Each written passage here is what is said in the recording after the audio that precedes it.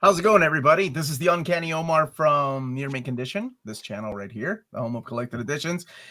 Thank you so much for joining us for this live stream. We are back by popular demand. You people are crazy, especially after the last stream, to talk about what our top 10 DC Omnibus Evergreen would be. That list, what it would look like. We're going to fight for our picks, just like we did last time. I'm going to let Peter introduce how we're going to do it. But before I get started, or Peter does, let's go around and introduce yourselves. So to my right is this lovely young lady. Who are Hello, you? I am Oddfell. I'm a cosplayer, and occasionally I come on here to talk comics, but lately it's been to battle comics, and it's always a good time. So if you like cosplay, definitely check it out. I'm on almost every platform under Oddfell. All right, and to her right is that gentleman. I'm Crisis with a K, just about everywhere that you could find me on the internet, but my home for over 23 years is crushingcrisis.com, where I have guides to how to collect and read the Marvel Universe. And every week I read all the Marvel books so you don't have to. And I'm here to fight, even though Marvel is my main bailiwick. I'm excited to put my fists up and battle on DC Omnibuses.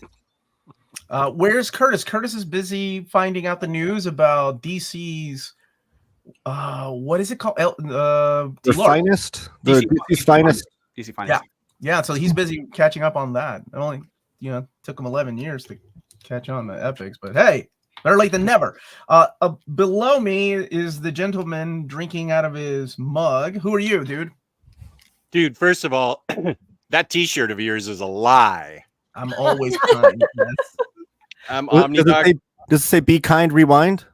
No, just be kind. I have to remind myself to be kind today, especially. I thought you were showing your age. Blockbuster. I'm Omnidog from Omnidog's Vault on YouTube. Thank you for having me here. Oh, and on Discord, and also on Instagram, Omnidogs_Vault. Thank you. Oh, excellent. And to his right is this gentleman. Who are you?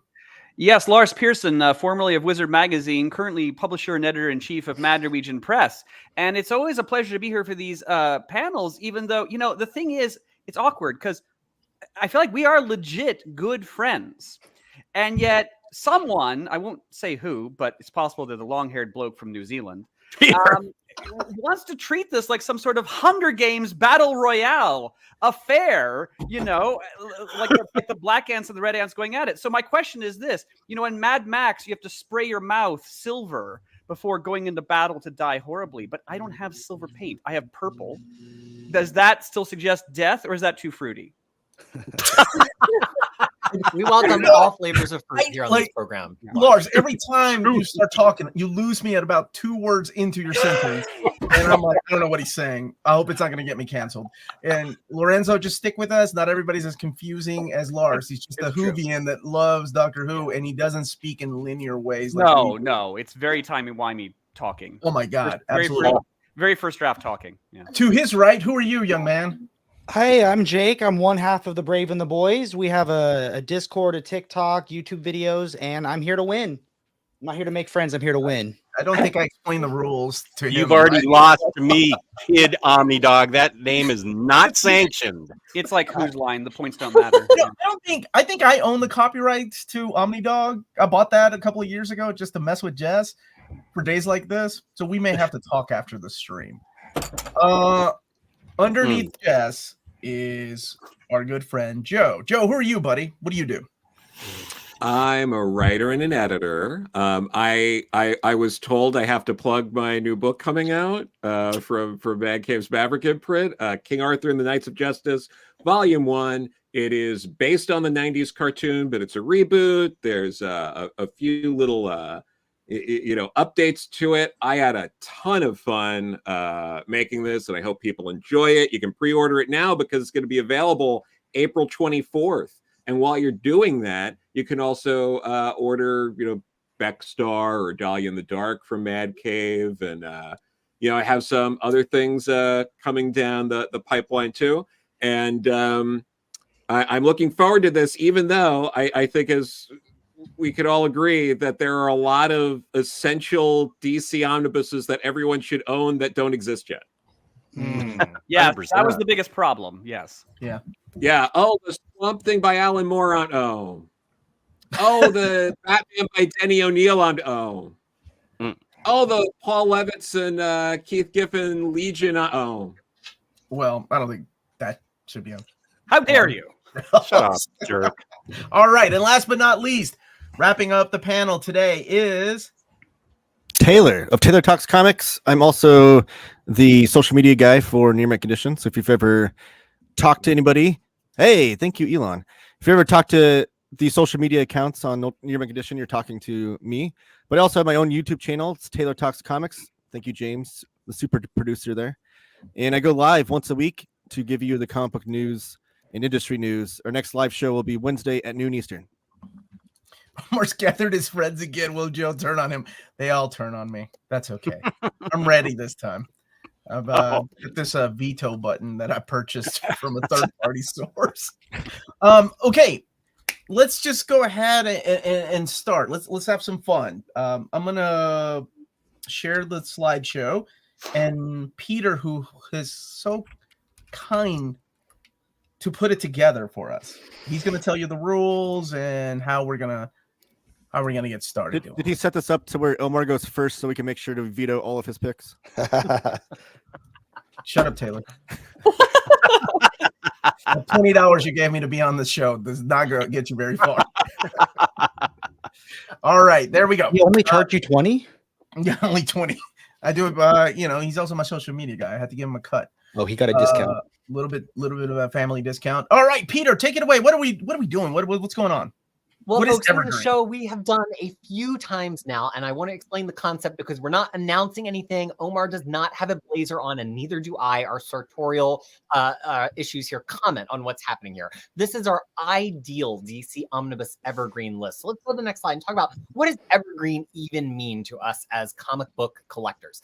Evergreen is another way to refer to a book that's always in print with low stock at the distributor level, immediately triggering an immediate reprint. And one good way we can all remember what this means is Watchmen, because DC will not allow Watchmen to go out of print because then Alan Moore might get the rights back. So Watchmen is always in print, but that is not the case for many other DC Omnibus volumes. A lot of DC books of shorter stories that we're familiar with are in print all the time. You pretty much can always pick up a copy of Batman Year One or Sandman, but what about DC Super Comics and Omnibus? Which ones of them should be around eternally and always to buy? Wow. And by the way, Watchmen makes a ton of money. I mean, yeah, that too. The money counts. Spite is just a tiny percentage. So here are the rules. Each person on this stream has picked 3 DC omnibuses that already exist that should be evergreen based on their own personal criteria. It could be the book that they like swatting flies with the most. We don't know what their reasoning is, especially for Jess. But no Vertigo only properties. So you might see some Vertigo branded books, but nothing like Sandman that existed primarily as Vertigo. No one shared their picks or discussions ahead of time except for just a couple of hours ago so that I could put the slides together. And at the end, we will fight to the death to make sure that only 10 books make our official list. And of those 10 books, ideally, there will be 0 books from Omar. That's the goal. What the hell, man? I'm giving you your $10 back really quick. I made a mistake. Funny. I sent in a Vertigo book. Yeah, I think I did too. I think it follows those rules. Yeah, Peter would have said so. Oh, okay. Max of 24 books is my math right there. If we have no repeats. Yeah, if we have no repeats, which we should, because we have a lot of smart individuals in this panel. Say that again. We have a lot of smart individuals in the panel that would have chosen the exact same books that I did. I was worried about the ending part. And I'm not talking about Lars because he's muted and he forgets that he's muted. That's true. Yeah. Okay. So it's going to be really interesting one day whenever we do this, and all of our choices are the same 3 choices, and there is no top 10. It's just the top 3. I know it will never happen. That's only what you're dreaming of after the situation you had last time. You're just hoping there was no situation. There wasn't last time. Let's. Someone in the channel raised a good point. Why did we leave out Vertigo? I mean, because I think Vertigo should be its own thing. We can do a video on just Vertigo titles. Yeah, because there are a lot of Vertigo titles, and that includes Black Label. Hopefully, Vertigo will come back. I don't know what the status of that is. Yeah. Elseworld seems to be back, so yeah, that would be another fun panel to do. Sure. Okay. So if you limit yourself to just seems like we would all just pick Sandman Volume 1 like every single one of us? How would we Well, not? granted, I mean, yes. So Yeah. there's kind of a way to easily take that out of the conversation. Yeah. Okay. All right, who goes first? You, so we can vote them out, right? Jake. I believe we have a newbie Oh. going Put his first. foot in his mouth. Ooh. Defend I don't yourself. even get there we go. Off the bat. Okay, the 3 correct choices. I'm sure everyone agrees. So Rise and Fall of the Batman, to me, is awesome. I love it because I feel like a lot of people would go to Evergreen Batman book would be one that focuses primarily on Batman versus one that focuses on, the Bat family. And it really shines a light on a bunch of unique characters. So I really think it's awesome for readers.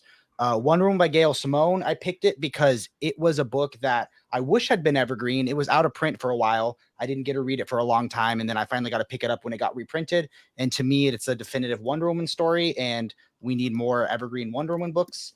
And lastly, Animal Man. I like Animal Man because I think it's unique. I was kind of going for a Trinity vibe, but then I was like, no, I should branch out. And I think Animal Man's a timeless tale that pushes the median forward. Okay, I like that. Wait, will there be spoilers here? I don't know. I mean, maybe if sometimes whenever we get passionate about these stories, like the Dark Phoenix saga, some asshole always says she dies, and I don't know why that's up on the top of my brain. I don't right know. now. I don't know why Phoenix would be up there for you. I don't either, man. I love Okay, that it haunts your dreams. good start. Good start, Joe. Joe's going next. Hey. All right, Joe. Tell Yeah. us what Joe's in here. Well, I read that this was an evergreen list, so I picked ones that should actually be evergreen and always in print. Shots fired. Wow, Joe. Okay. So So you wanted the recolor of Neil Adams' Batman? Okay. Oh, I am going to be Well, shooting here- this one That down is a in bold seconds. choice. well, here's the thing. Got my We're gun out. talking about the idea that Neil Adams' Batman is a bold choice is insanity. We can talk about the recoloring and this and that, which is what Neil wanted, and I'm sorry that I respect the dead's wishes, unlike the rest of you what monsters. the hell, dude? Okay. No, but It's like that. but no, I mean, these are absolutely definitive Batman stories that should always be accessible. I mean, there's a few that are a little less needed here and there, but a lot of really key important stories to understanding Batman are in that volume. Would I prefer that there was a Batman by Denny O'Neil omnibus instead, and that we had something that was a bit more coherent and those connected stories, because there was a lot that Denny did? Sure. But I'm working with what we have, and what we have in omnibus format that's also been out of print for a long time, and maybe they should be reprinting that. Just saying. All right, move on to your next choice. Going What through are that, we- I can't believe that Neil Adams' Batman is the whoa, we gotta shoot that down. Don't worry. Let's also forget about I could go on and on, but anyway. And then Wonder Woman by George Perez, obviously. That is not just some definitive Wonder Woman, but all that George Perez art. It's glorious. It's some absolutely phenomenal stories in there. It's a great jumping on point for Wonder Woman, obviously. These are 3. I shouldn't even have to be here saying anything. They sell themselves, and yet here I you am would think, having to you would convince you think, all. but these people You- will surprise you. Do Yeah, go but on. George Perez, come on. It's no contest. That is absolutely one of the most definitive runs, especially the earlier part where he did all that, the artwork with the collaborations with Len Wein. And then Death and Return of Superman. I mean, that was the 90s for so many people. It's how do you not have the Death and Return of Superman just in print all the time? I mean, I know there's trades and all this stuff, and the omnibus is usually in print, but they'll make different editions. But absolutely, it should be evergreen. It should be something that people get. I mean, years and years after that event, it's still a common story for people as their introduction to Superman. So, Okay, you bring up some really good points. We'll come back to you, Joe. Except that ridiculous recoloring. Peter! All right, folks. My We first got- one, I am staying true to my choices from the DC Trade Evergreen list. Mhm. This Mike Grell Green Arrow book. I'm honestly disappointed it's not on every list in this one. I don't think there is immediate post-crisis late 80s superhero comics that gets much better than this. It's massive. It has the classic Longbow Hunters miniseries as the first 3 issues, and then it's 50 more issues of Mike Grell on Green Arrow. The art is phenomenal. It feels mature and it feels timeless. He's not a very young or very old Green Arrow. He's dealing with, corruption and crime that are the same kind of concerns that people have around the world today. I think it is evergreen in topic, and so it should also be evergreen in purchase. Plus, Green Arrow at this point is a DC hero that people know who he is because of the CW show lasting for so long. So it's a title that's easy to sell to people. They want to read a Green Arrow run. So I think this is a glorious hunk of book, and it is my first choice. My second choice, also disappointed it hasn't been on every list so far, Gotham Central. When I came back to start reading DC Comics, which I hadn't for quite a while, everybody told me 2 things that I had to start reading right away. Batman by Grant Morrison and Gotham Central. I sat down with Gotham Central thinking, oh, it's a crime book. I'm not really into that. I read all 40 issues in one day. And then I reread it because it is that good. It is complete. It's easy to pick up. And again, Gotham is a concept everybody knows from untold Batman stories, movies, cartoons. So the idea of following one precinct in the Gotham City and through a book that's entirely self-contained, more or less, despite a minor crisis that pops up, is really attractive. I am a big fan of one and done reads for these Evergreen omnibuses. I come hard for when people pick a volume 1 and nothing gets resolved in the volume 1. I think that's hard to be satisfying. This book is satisfying. Then the final one, the Death and Return of Superman Omnibus, I don't know how much I can add to what Joe said. I think if you look across all of Marvel and DC, this is the most cohesive, self-contained, still fun in a bubblegum kind of way event that either of them offer an omnibus. I think you'd be hard-pressed to pick any great one-and-done epic event book that is just so perfectly tracked as this book, and I think it's probably the #1 Superman book that most people are looking to buy, so it should be evergreen, and it almost is already, but let's make it official. Yeah, that's Okay. a fantastic list. Wait, who? I'm sorry, was that Joe patting? I was just saying it was I see. fantastic. That's all I was Okay, saying. yeah. Well, you haven't seen mine yet, so Yeah, no, I'm just hold on to your thoughts there. Lars, you are up, sir. Yes. So I think as Joe was saying, we've oddly been defined here by what doesn't exist. Because the moment you start to make these picks, you're like, oh, well, obviously you want Batman by Frank Miller omnibus. Oh, wait. sure. That there's not one of those. There's no John Byrne by Superman. John Byrne by Superman. I am so tired. Superman by John Byrne omnibus. That doesn't exist either. So going with what exists, Batman by Jeff Loeb and Tim Sale. Looking over the Batman list, once you get past Frank Miller, there is no, I think, Batman story. Once you get Frank Miller and The Killing Joke, there is no Batman story better known, better regarded, better beloved, better influential than The Long Halloween. And this, as you say, is a done-in-one, perfect encompassing of everything that Loeb and Sale did for Batman, except for a one-shot that came out a few years ago. There simply is, among the Batman omnibuses, nothing better regarded than this one. Death and Return of Superman. Yes, here we are again. You pretty much all covered that. I don't know that I have much to add to that. And then there's New Teen Titans by George Perez and Marv Wolfman, which, we probably should have a Teen Titans book on this list because Titans is a huge franchise, so much in TV, so much all over the place. And this is where it began. This takes a little bit to get going.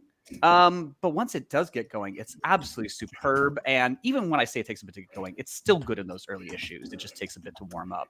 So again, I might have actually preferred to pick a volume 2 because the volume 2 here is stronger. But I don't know, it is, but picking volume 2 is awkward, and the publishers really aren't eager they aren't eager to jump to volume 2 unless it was repackaged. Curtis chose the what was it, Fantastic Four omnibus volume 2, and I was all for that. Yeah, well, okay, so swap this one for volume 2 if you prefer. God damn it, Lars! Can you just not choose a book? Just fine. No, we're keeping New Teen Titans volume 1. Well, yeah. So, okay. Yeah, there we go. Wow. Okay. Who's next? Hi, Arfel. it's me. New Teen Titans is back. Good.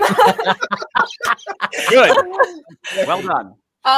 So I chose volume 1 because this is a good jumping in point. It's classic. It's a team that's recognizable to most of the people who grew up with the cartoon, like myself. There's a couple add-ons like Wonder Girl and stuff, but overall, through all the changing rosters, this is the most recognizable if you're moving from that.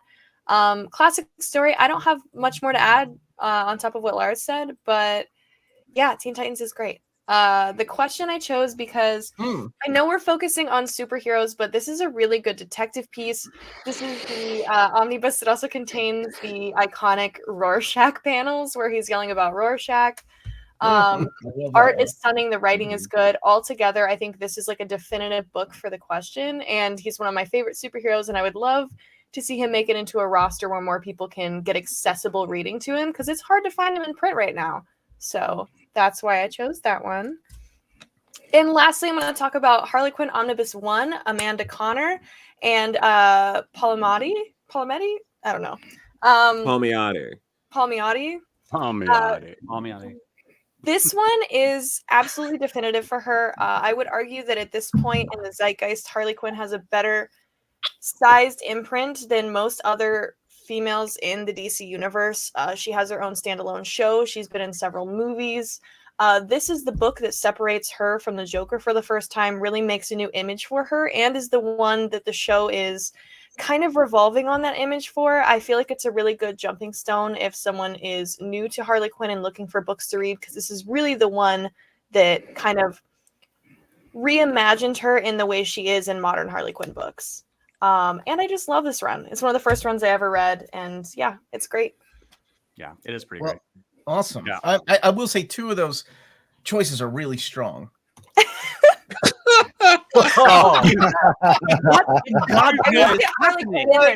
you suck. You even do your homework, Jess. What the hell is She has this? her own HBO show. Lazy. Peter, these are the worst. You are not my friend at all. Oh my god. So Jess, talk to us about your picks. This is a really bold move. This is very ballsy of you, my friend. I know.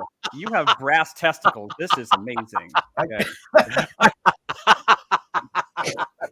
This is way too far. How dare you even suggest I'll even acknowledge this run? This is the worst Batman story in the history, and I'm including the Grasshopper Gang crap in the mid-'60s. Oh my god, I hate this.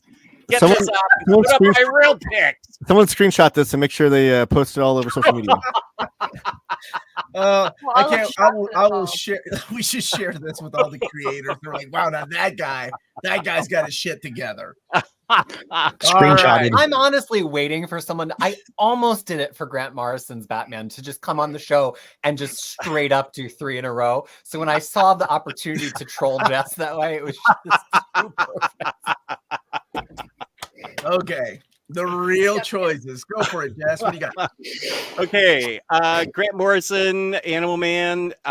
It is a Vertigo title as I have it, but I will say that to me, this was the first time I was had been exposed to Grant Morrison's writing. They take a D-list character and elevate him to practically A-list with writing that was so much different for a superhero at the time, and there was nothing before like it, and everything afterwards is basically trying to ape it. Oh, I just saw the ape on the cover. Basically trying to ape it and not always succeeding. This is a defining moment in comics history where he puts the meta into metatextual.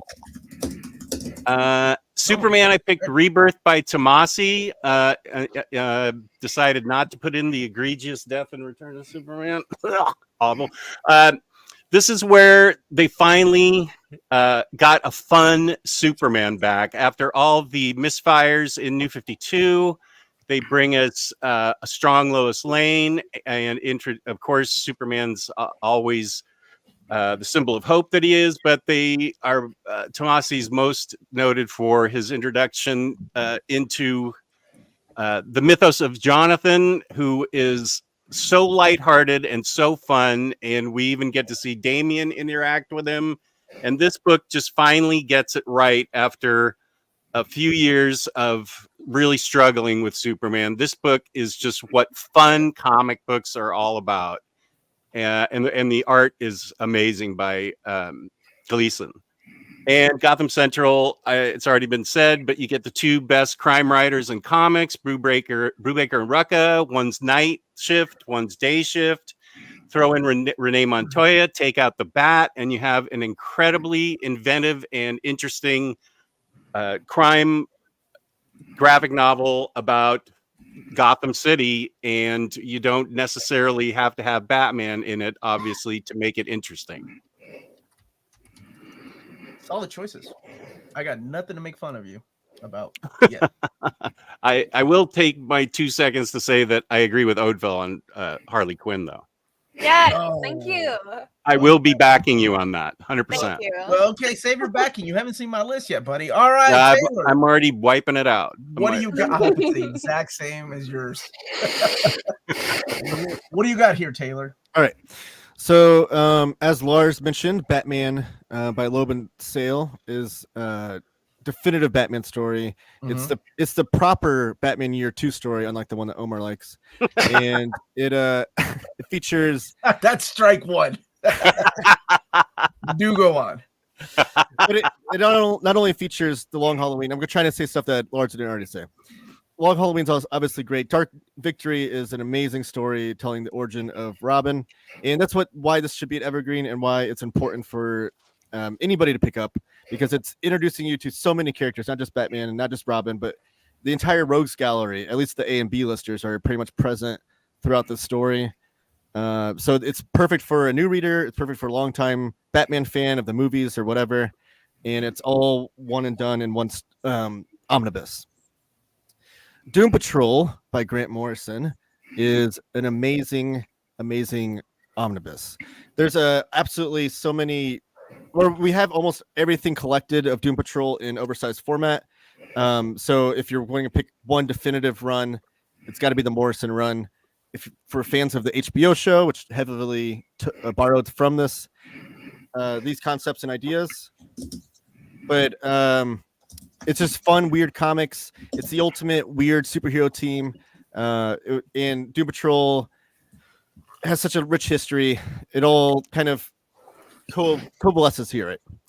Jack Kirby, Fourth World. So this is Jack Kirby, who's the absolute GOAT of comics, the greatest of all time. This is his magnum opus. Also can be enjoyed one and done throughout the entire book. Just everything you need is right there. And this was Jack Kirby coming to DC Comics after creating everything he did for Marvel in the Silver Age, coming to DC and creating this whole new world with all these rich characters that DC has been benefiting from ever since, because Darkseid, Orion, Mr. Miracle, all these characters have been so present in their mythos until today. And this is where it all began. And it's a great book that you can read in one sitting and enjoy. You don't need anything else. Okay. Really quick, I want to say I hope your day gets better, Captain Makazu. So I hope your day gets better. Hope we make you laugh. Captain's a good person. My picks. All right, Batman by Snyder and Greg Capullo. Boring. Best-selling Batman omnibus of all time. Hmm? Best-selling Batman omnibus of all time. Still, like, even it's sold out. They didn't even reprint it. They restocked it immediately. And there's a reason for that. Is that legit true? Is that legit true? Do we know that? This is the home of collected editions. I don't lie. Well, that's selling that means everybody already has it. So we Strike don't one for you, Lars. Yeah, you don't need to print it ever again, How right? foolish of me to say. I did not work for Wizard Magazine. I don't make up shit. Oh, Whoa! You're just be kind right out the door. Wow, I feel so. All right, here we go. Be mean. Now, Lars, I agreed with you. Wonder Woman is perfect. Did you pick Wonder Woman? Who was that? Joe. Joe did. No. Joe did. Yeah, no, I picked choice. that because Good choice. again, it's fantastic. You've had your time. Be Everyone quiet. should know. No. It was great. I love Wonder Woman. It's so good. George Perez, wordy as hell, but it kind of gives you that taste of a little bit of that Bronze Age. But beautiful, beautiful artwork. And I was Oh man, I was like, I gotta put a Jeff Johns book in here. Jeff Johns sells. Do I go with Green Lantern? You guys vetoed my Green Lantern, and I was like, I may have an easier time with something that people can get into if they like the Justice League movies. So I went with his Justice League run. Plus, it's got beautiful artwork by Jim Lee and who else? Gary Frank, Gene Ha. So that's why I went with the Justice League. And it's not his best work. It's still a fun book, though. Sean, you are not his best work. We'll be quoting that back in just a moment. What the hell, Peter? Oh, okay. I guess I'm done. That's it. That's it for me. Those are my three choices, and that's all. Now we go back and fight. Let's go back to the very beginning. Jake. Okay, so I love Batman by Loeb and some of the other choices on this list, but I thought I was supposed to pick books that should be evergreen, not basically are evergreen. So I tried to be a little more unique. I feel like Batman by Loeb, Death and Return of Superman. I mean, like when you have 5 versions of your omnibus, I feel like your book is pretty evergreen. Batman by Loeb has been collected in basically every format. Like I think I've quadruple dipped in it. So I tried to pick things that were a little more standalone, and that I didn't own in another format. And also, this was like my number 4. I had it on and off my list repeatedly. It's just such a delightful read, and I think you nailed it in your original pitch in that it's a great Bat team book where Batman is present, but he's not omnipresent or overpresent in it. It gives all of them things to do, and not for nothing, it's written by James Tynion, who's one of the hugest stars in comic books today, and one of the few people who can just move books instantly on his name. I think if you have a Tynion caliber Batman omnibus that has so many different characters, why would you not always make that available? This was also number 4 on my list, and it's really the best Batwoman rebirth book. She's one of the real stars in this book, and Tiny Onion does a great job in this book. I will fully support this pick. It's a great Batwoman and gang book. Batman's going to be a tough one because there's a lot of really good Batman omnis out there. That's what I was going to say. Is that we only have 10 picks. How many of them are going to be Batman? I think right now I'm leaning towards the Batman by Loeb and Cell, which isn't even my pick. And then of course the Capullo and Scott Snyder one. Two Batman picks is not completely insane. No, I didn't we've got it with X-Men, but I just this one here is a tough sell for me. I like it. But it's not about what I like. I think it's a great story. I love the characterizations. I didn't really like what they did with Tim at first, but then when he came back, yeah, sure, that was cool. You just said you liked it. What I do. I think you like it and it's fun. That's the whole idea behind these. No. The idea behind the evergreen list is that these books have to be profitable, right? Like if DC were to print these, then they have to sell. If Marvel printed everything I like, then it would be New Warriors Omnibus Volumes 1, 2, and 3, and they'd go broke in a fucking year. Well, now that is fair. I'm just being honest. So you have I the way my angle for these is like, okay, what's been selling, what has people asked for, and how many print runs does it have? And yeah, Detective Comics is good. Don't get me wrong. I don't think it's ever sold out. I think it's still in print. So maybe that's in a way your evergreen. But that's the one that's the tough sell out of Jake's picks. Wonder Woman by Gail Simone is great. I think it's a great jumping on point. But do we need 2 Wonder Woman omnis? I would argue yes. I feel like this is a phenomenal entry point for modern readers and modern comics, people who might not look at a more Bronze Age looking cover and feel like that's approachable for them. Like if I was a new reader, I would probably gravitate towards this way before Perez's, just because it looks new, it looks modern, it's eye-catching. And I know this is going to come as heresy, but I feel like this book reads a lot easier, better, and more fun than Perez, because I felt like Perez's entire run was way too wordy, and this gets right to the point and has a lot of fun. I am not a fan of that's just me. That's okay. Perez's Wonder Woman. I don't have this difficulty reading that some people seem to on this panel. So. I don't want it to take me 6 weeks though to read one issue. I can't wait to talk about that Jack Kirby's Fourth World here in a minute. Oh, I'll be there. As Jess gets older, he's gravitating farther and farther away from older comics. I'm not liking this. Wait a minute now, Freddie. Whose damn side are you on? So you can pick 2 Batman, but 2 Wonder Woman. I don't think 2 Wonder Woman is too much. You didn't even pick a Flash. Maybe we'll let the chat pick a Flash. I'm going to commit a little heresy here and suggest that. So first of all, like as a writer, I am in awe of Gail Simone. I thought her Birds of Prey run was astonishing, but of course it's not in omnibus form. I thought her Secret Six run was astonishing. It is coming out, but it's not out yet. She is a grade A top-notch writer. I do not feel like this is her best work. It just isn't. I mean, I didn't know where you were going with that, Lars. I'm not sure I finished it. I didn't know Lars was a writer, so this is a surprise. Did I say I was a writer? You worked for Wizard Magazine. I did work for Wizard Magazine. My point is made. It's not her best. It's not her best. Okay. Animal Man gets my vote. I really like that run. It's obscure. It's funny. I'm with Jess. It is fun, but it's also Grant Morrison. You have Grant Morrison on that effing title. That will sell. That book will sell. It's also on 4 people's lists. Yeah. So I feel like it might have been on mine, but I thought mentally I kind of vetoed this in Doom Patrol because I'm like, I sort of put them in the Vertigo camp. Yes, I know they started out not Vertigo and became Vertigo. I know, but I didn't. I kind of discounted them. So no one told me the no Vertigo rule, but also I'm pretty sure Animal Man was DC first, right? No, it was, but in my head I was in with Vertigo. So my problem with yeah, go ahead.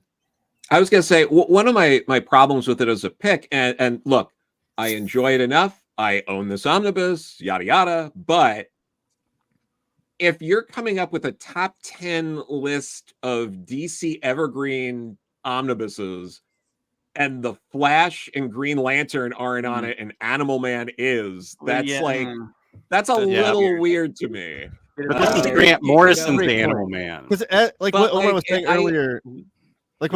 earlier, like if what it counts as your favorite or Evergreen, like I love this book. Animal Man's great. Yeah. It's one of my favorite omnibuses. But if we're coming up with 10 Evergreen omnibuses, and I know Doom Patrol's obviously on my list. I think Doom Patrol's more eye-catching for a new reader because people are going to be more familiar with that character. Animal Man, who's going to know who that character is besides people that have read that run or have been in comics? Yeah, and Doom Patrol I didn't know who he was and all that. Yeah, I didn't know who he was when I picked it up, but you were like entrenched in comics already. I'm saying like as a new reader walking to a comic book shop, if you see Animal Man and Wonder Woman, like or just like those are 2 I'm looking at right now. Like they're gonna be like, Animal Man, who the heck is that? Well, which is one possible criteria. It's not some people like Omar are judging by that. Here's my thing with Animal Man. I read it. I was so excited to read it. I'm like, because I am a little hit and miss on Grant Morrison sometimes, and I read it, and I just don't know if it aged as well as other Grant Morrison material from the 80s and 90s. I'm not saying that it's like bad or offensive or anything like that. I just kind of, so many people have picked this up and done it and modernized it that I know there's an argument for like, oh, but that's why you should read the original. But when I think a list of 10 DC stories that I would want to have permanently available for bookshelves, I just think it just misses.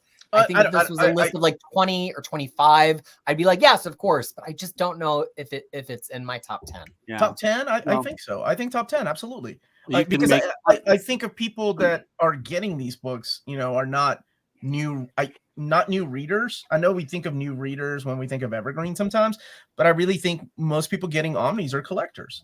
And most collectors are going to go for lists that are online and easy and accessible. And most lists will include Animal Man by Grant Morrison in the top 10 best reads or books you got to own. I don't know if I made that list. Yeah, I mean, James, did I put Animal Man on my top 10? I'm just looking at it from a collector's perspective, who the mentality of somebody that's going into this brand new hobby and give me the 10 DC books I have to have on my shelf. Well, yeah, on the plus side, I do think Animal Man by Grant Morrison is pretty great. And if it wound up on the list, I'd be perfectly fine with that. On the downside, if we're looking at such things, Animal Man doesn't really sell that well. It just doesn't. They didn't even complete their softback reprint of the deluxe editions, which was an indicator that, oh, well, we won't print that one. It won't make any money. So if you care about such things, I don't think it sells that well. Joe brought up a good point too. To have Animal Man on a top 10 list with no Flash or Green Lantern will look very weird. I was going to let the audience pick a Flash or Green Lantern book, but that will come a little bit later since we were not, because it is hard coming in here with just 3. Really quick, Murph Ballot, thank you so much for the super chat. With all these books, it would be nice to have a custom reading order bookmarks for all of them. He has been bugging me about this for over a year. Maybe I'll get with my buddy Crushing Crisis and maybe we can start doing some things. I have many DC guides for many of these characters. They do need an update though. DCs are getting a little old and creaky. Yeah. Okay. Is it time for us to mock Joe's choices now? I'm eager to mock. Yeah, we're gonna Joe's. All right, Joe. If we're only allowed 2 Batman books, I'm sorry, man. Neil Adams isn't gonna cut it. I love Neil Adams. Here's the thing. Well, you can be sorry for me. I'm sorry for you guys.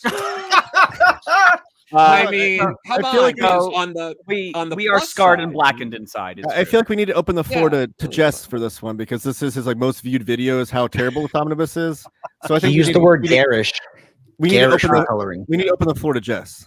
I am going to throw the age card down here and say I was around when Denny O'Neil and Neil Adams' work first came out, and what an incredible breath of fresh air it was from the Batman 66 era that we had just gotten done with.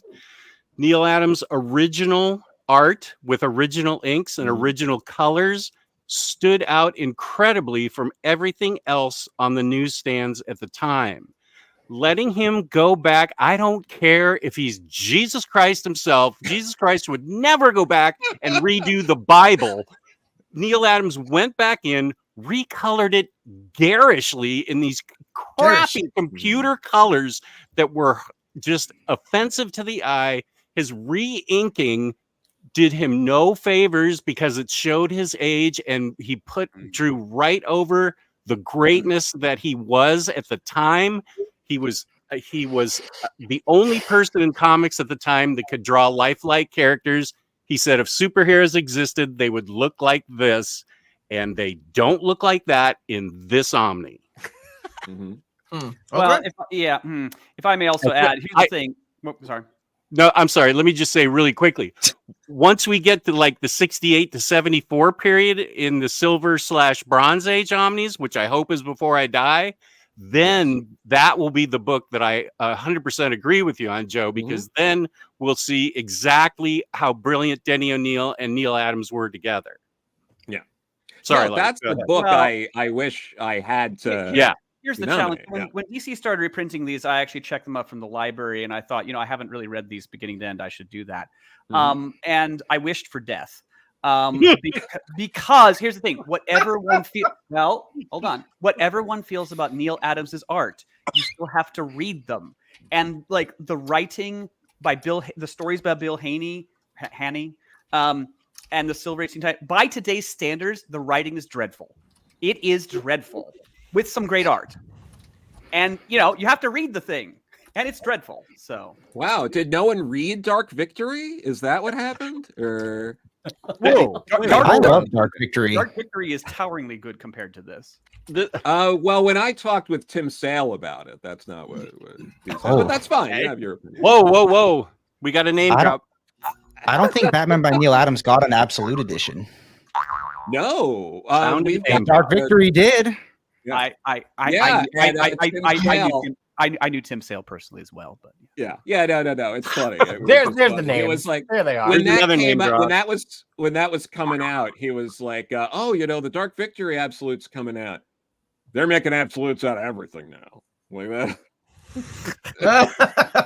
That is true. Really funny. All right. So that's a no, but no for Neil Adams. I'm sorry.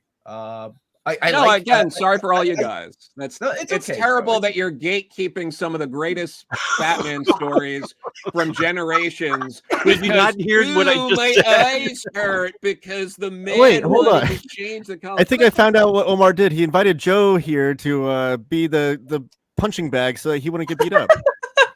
I specifically told him to add Neil Adams' Batman Omnibus on there. I'm like, you're gonna love it, dude. No, it's fine. I'm fine. I know where I stand, and now I know where you stand, and I'm good standing here. So that's Uncanny X-Men Volume 1 all over again, baby. All right. Wonder Woman by George Perez is a yes from me, and so is The Death and Return of Superman, because that is a very iconic story. And like I said, it's not one of my favorites, but it's definitely what Peter said. It stands on his own as, beginning to ending. It wraps up everything. He comes back. And I think everybody, even people that did not collect comics, knows about this story. There was a reason DC killed him. And it brought in so many new readers. Some of them stayed, some of them left, and some of them made YouTube channels. And, Did Lars work at Wizard when Superman was killed? No, that was slightly after my time. Or sorry, before my time. I'm sorry. Yeah. I'll be honest, I didn't pick this one because I knew it would probably be on a lot of lists. So I didn't want to waste one of my picks. So I didn't pick Gotham Central because I was like, surely Peter's going to come with Gotham Central. So I feel like that's a risky I bet, feel like but it paid it's off. already evergreen though. It's rarely out of print, isn't it? It's not, dude. That book It was out of print for a while. It was out of print for over a year, and it went for like $300 because I remember finding it at a comic book store, and the guy at the comic book store looked up how much it was worth, and I was like, "What? I'm not paying you over cover for that." Because I already own it and I'm selling it on eBay. Well, no, but I think it's an obvious choice for a definitive evergreen Superman story. It's like one of the most iconic, recognizable Superman stories. Everybody and their brother was out there trying to buy those comic books, and I'm sure they're worth a bunch now. That one gets a yes from me. All right, Crisis picks though. This is where it gets a little tough. Yeah, because I love Green Arrow. Yeah. Green Arrow. That's a good pick.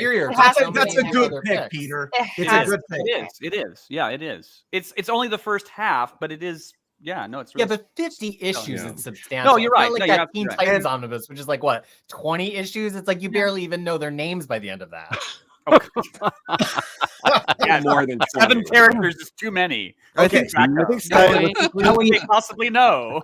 I will say that Green Arrow is also really, really easy to get into because of the way that Mike Grell writes the character. You're not bogged down by like Bronze Age dialogue and narration. It jumps right into the action. It's greedy, it's controversial, but damn it. I think stylistically too, if you're trying to recommend an omnibus to a fan and they're big fans of like Frank Miller Daredevil, I think this would be an easy one to say, well, if you like Frank Miller's Daredevil, Green Arrow by Mike Grell, it's going to give you the same vibe, same awesome like action scenes.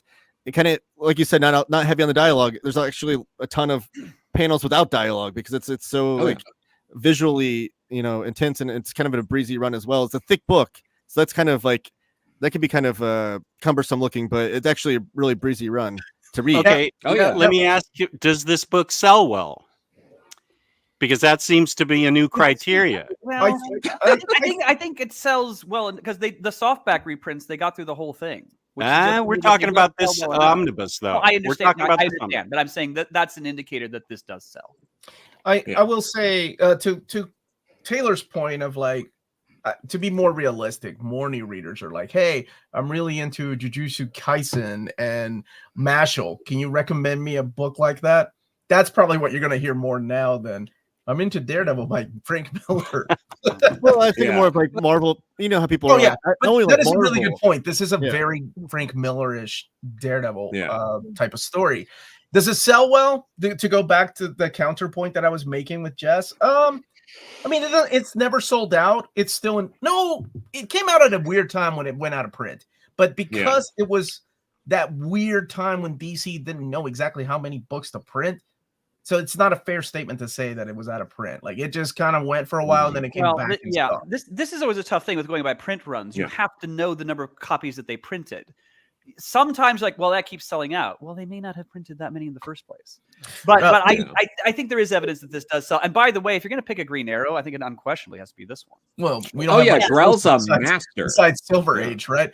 Quinn, thank you so much for the super chat. As a new X-Men reader, is there anything I should avoid? Something that's hated by all fans? That's a whole different stream, Quinn. Batman Year 2.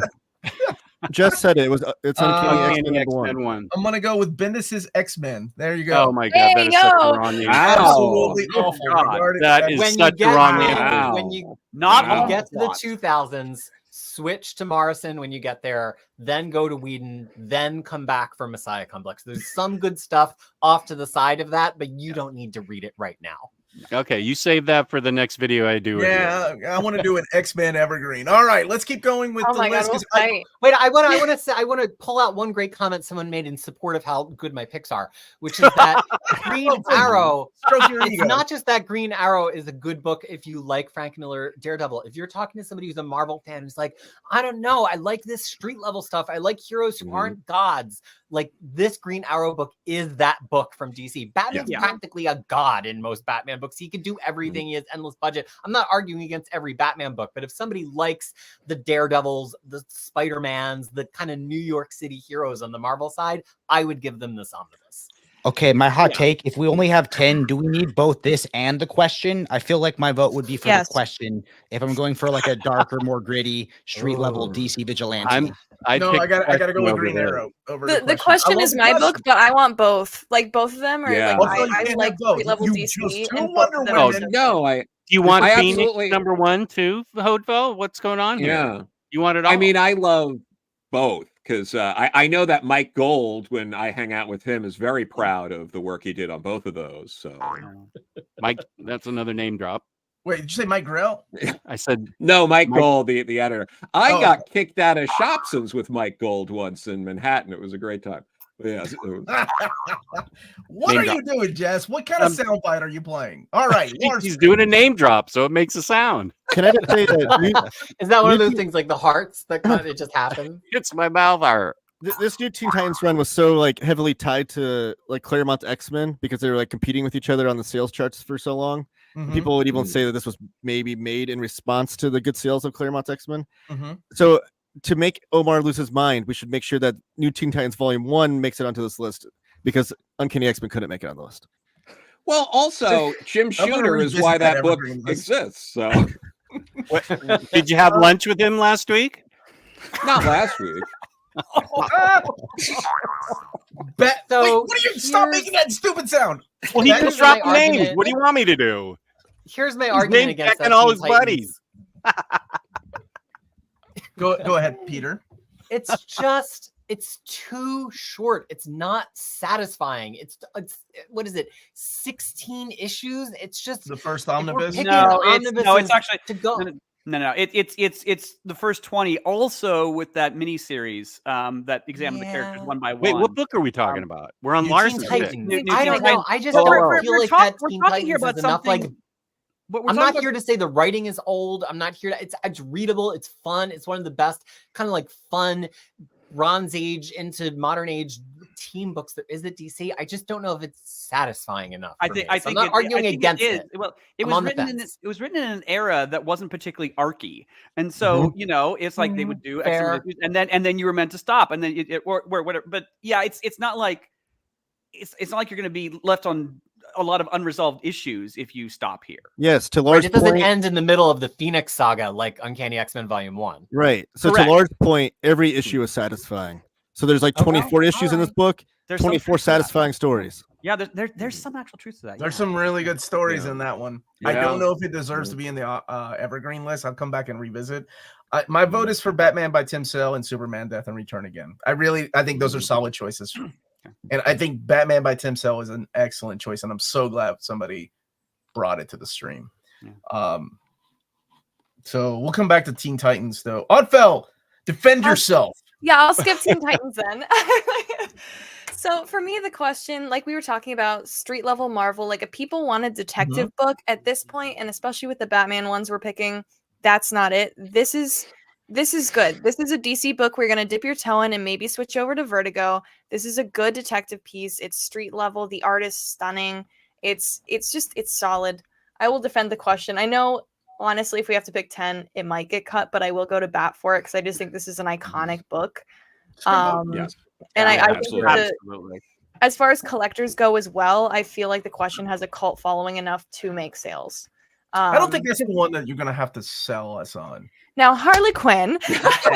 I'm right there with we you. go. No, I'm I'll backing you up all the way. Okay, Just go don't ahead. have any Harley Quinn on your list, so you don't get a say in this. Yeah, so You, as, you didn't defend your girl Harley.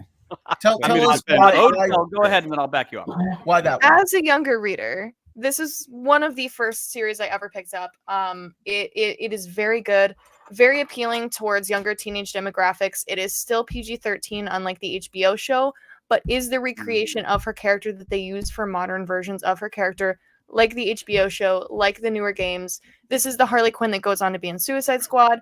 This is the Harley Quinn that goes on to be in Birds of Prey and in later Bat Family. This is where things shift and she's no longer a sidekick. She's trying to be a hero. This is her anti-hero phase. It's irrefutable that she's one of the biggest females in DC Comics right now. It's like her and Wonder Woman. So I feel like it's a solid pick. Everyone loves an anti-hero, and this would be the book for Harley Quinn to make it to the 10. Yeah. So when this book came out, I think it caught everyone by surprise just how big of a hit it was. Because they'd done Harley comics and Harley series before then and never take off. And suddenly, with Amanda and Jimmy, this is one of DC's biggest sellers. And I do think it's embedded itself as kind of the definitive Harley Quinn run. And of course, like the HBO show is extremely popular as well. So yeah, this is a great pick. And this book sells because volume 2 and 3 are badly out of print. Volume 1, to bounce on what Odvo was saying, completely separated her and made her a lovable character. With not only was she a psychiatrist during the day as Harleen Quinzel, as she was also a roller derby queen at night, and she owned an apartment building, and it was just crazy on Coney Island, but it was really readable and very fun. This is the book that made me the insane Harley Quinn fan that I am today.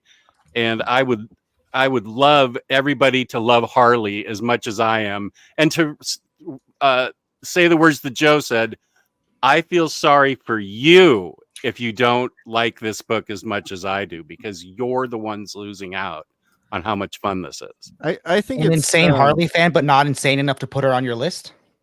I knew Odvo would back me up by putting it on her list. So I'm surprised you went with Harley Quinn and not like the Gotham City Sirens. See, I has the Paul Dini run with Poison Ivy and Harley Quinn. It's got some really good artwork in there. that arc is iconic, but I feel like it's not prevalent in the modern comics. I don't think a teen reader, a new reader would pick that up. I think a new reader would pick this up because this looks like the Harley that's in like the TV shows. This looks like the Harley in the video games. And I don't think that the Paul Dini run was quite there yet, as much as I love it. This is like the beginning of modern Harley. Yeah. Also, Sirens, although it's excellent, I feel like when Paul Dini was writing it, it was far superior than when he wasn't. It wound up being kind of uneven because he didn't do the whole thing. Oh, yeah, it was very uneven. Who was it? Sean McKeever? One of those guys ended up running. Or Tony. I mean, as far as like big name characters, I think Harley would probably be like, I don't know, top 5 biggest name characters in comics, period. Like as far as like mainstream fans and who's recognizable and whatnot. For DC Comics? Yeah. I mean, in today's like lexicon for sure. And like, and then also like to someone's point, I forget who said it earlier, but like as far as like teen and new readers, like which is a huge demographic right now as far as like comics go, like with manga and what everything else. If you're trying to attract like that demographic, I don't know that you can go much more wrong. I don't that's much better of a pick than this one. It's a good argument. Okay. Yeah, Maybe, but everybody's okay with getting rid of Batman, Neil Adams, right? And Batman New 52. Joe, who wants to get rid of Batman New 52? That's an awesome the second choice. volume was such a downgrade. Yeah, I'm not talking about the second volume. I am a business, and I want to publish the first volume and sell out. Yeah, Oh second my volume. god. Omnidog's ridiculous picks. It was funny that we didn't get any actual people voting for Nightfall. Funny? Why? Proper. Nightfall stole. I just it wasn't even close on my list. I'm just saying I'm surprised with how popular that story is. It's historic and it does sell. And yeah, maybe it should be there for iconic status. But I've always felt with Nightfall that it's a good idea, just poorly executed. I agree. But I mean, it did sell well, and there is a reason absolutely. why those books went out of print. It still sells. It still sells. And came back. The only one I'm having trouble with, and I love this book, is Superman by Peter Tomasi and Patrick Gleason. Yeah. Because It if we're gonna go by the the rule of best- 2 Batman, 2 Wonder Woman, and 2 Superman books, now we're limited to just 4 other books. That's not enough. But hold on, If though. I have to I boot don't one know that we out, got. Do we I even love have 2 Superman picks? Rebirth. I don't love think we have 2 Superman Rebirth, picks. but I feel like the We got them Return of concept or the Superman. This idea is is Superman better than the book. actual book. Like I Oh, can't even right, remember 3 villains in that book. Which Wait. book? What book? Like Superman Rebirth, the idea of Superman being a father, I love it to death. But I feel like the actual book itself, I can't even remember like any villains in it. You know. But that's because it's not about villains. It's about Superman. Superman so often doesn't have a character. He's just like he's justice embodiment. He's truth embodied. Here, as a father, he has context and he has to make decisions that are, everybody's always looking for some weakness for Superman. Like, oh, you got to have a magic villain. He's weak to magic, but like he's weak to making good parenting choices. Which, spoiler alert for those of you who are not parents, yeah, every day that is my kryptonite. So it's just I don't think I identify with it solely because I'm a parent. I think I identify with it because I was like, whoa, Superman contextually to me always makes a lot of sense when he's paired with kids. It's why I like Superman smashes the Klan. I think it just really tells you something fundamentally true about who Superman is. And for that reason, I do think it's an incredibly readable run. Do I think that it should be on our list? I would maybe be more excited if Super Sons was here to vote for that. But I do love this run. I can see love this run. And it is really difficult because I mean, I don't know if Animal Man, if I had to choose between Animal Man or Gotham Central, it would have to go Gotham Central. But I think Animal Man would sell better based on the name alone, Grant Morrison. And I'm not saying Ed Brubaker and Greg Rucka are not top sellers, but just based on the name Grant Morrison. But It's does also that a have to good be the gateway Grant Morrison. There's so many other Grant Morrison omnibuses. Does it have to be that one? Like the I one think it's the picked, best for gateway instance. though, because I it's think weird but not it's too the weird. it's the most accessible. Not vanilla yogurt, but vanilla yogurt with like crumbles of Oreo cookies in there. That should Give be on the you that blurb. taste of what Grant Morrison is capable of doing. What about Doom Patrol that had the backing of an HBO TV show behind it? That There is like vanilla yogurt with a little bit of an acid sheet in there. Yeah, it's got shards of I asphalt. love in it. Don't get me wrong, I love it, but But fans of the Doom Patrol HBO show, which we're on here right now, so I can speak to it. okay. Fans of the HBO TV show are going to understand like these characters are freaking weird, and this is going to go in weird places. Yeah, I get that, but if you're talking about a somebody that's wanting to buy a book, I'm talking about collectors, right? Like the collector mentality is like, give me the 10 books that I need from DC Comics. I love this run. I think it's phenomenal. Like to that point though, like you don't think Doom Patrol comes up on those same lists? I would do Doom Patrol above Animal Man. Yeah, I would do I Doom would Patrol do over Doom Animal Man. I mean, like you're talking about like those internet lists of like the best runs ever. Like you don't think Doom Patrol comes up on those lists? Pull one up. Let's see what it says. No, not more.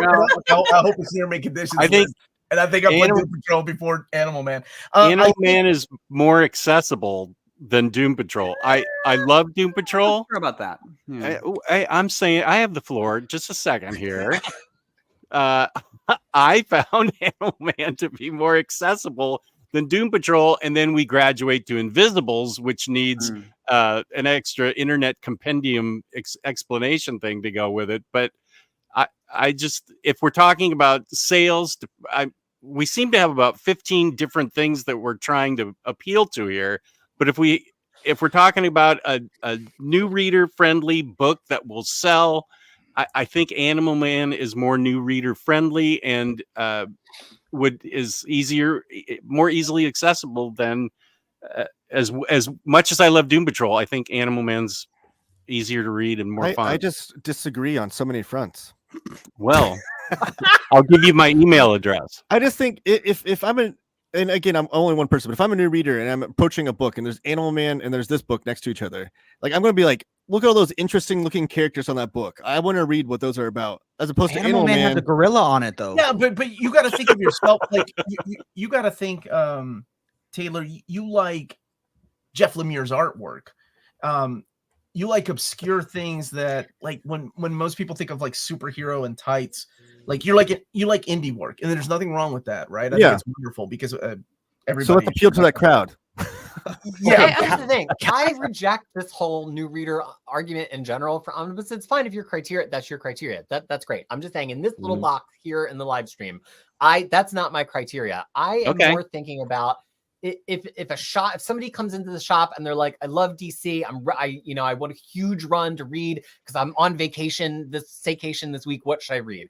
I'm thinking about one of our friends asks us, yo, you're a serious collector, what is a huge DC run I can get? I'm thinking about somebody who just got their first IKEA bookshelf and they're like, I need to fill this shelf up, what are the first 10 DC books I should have?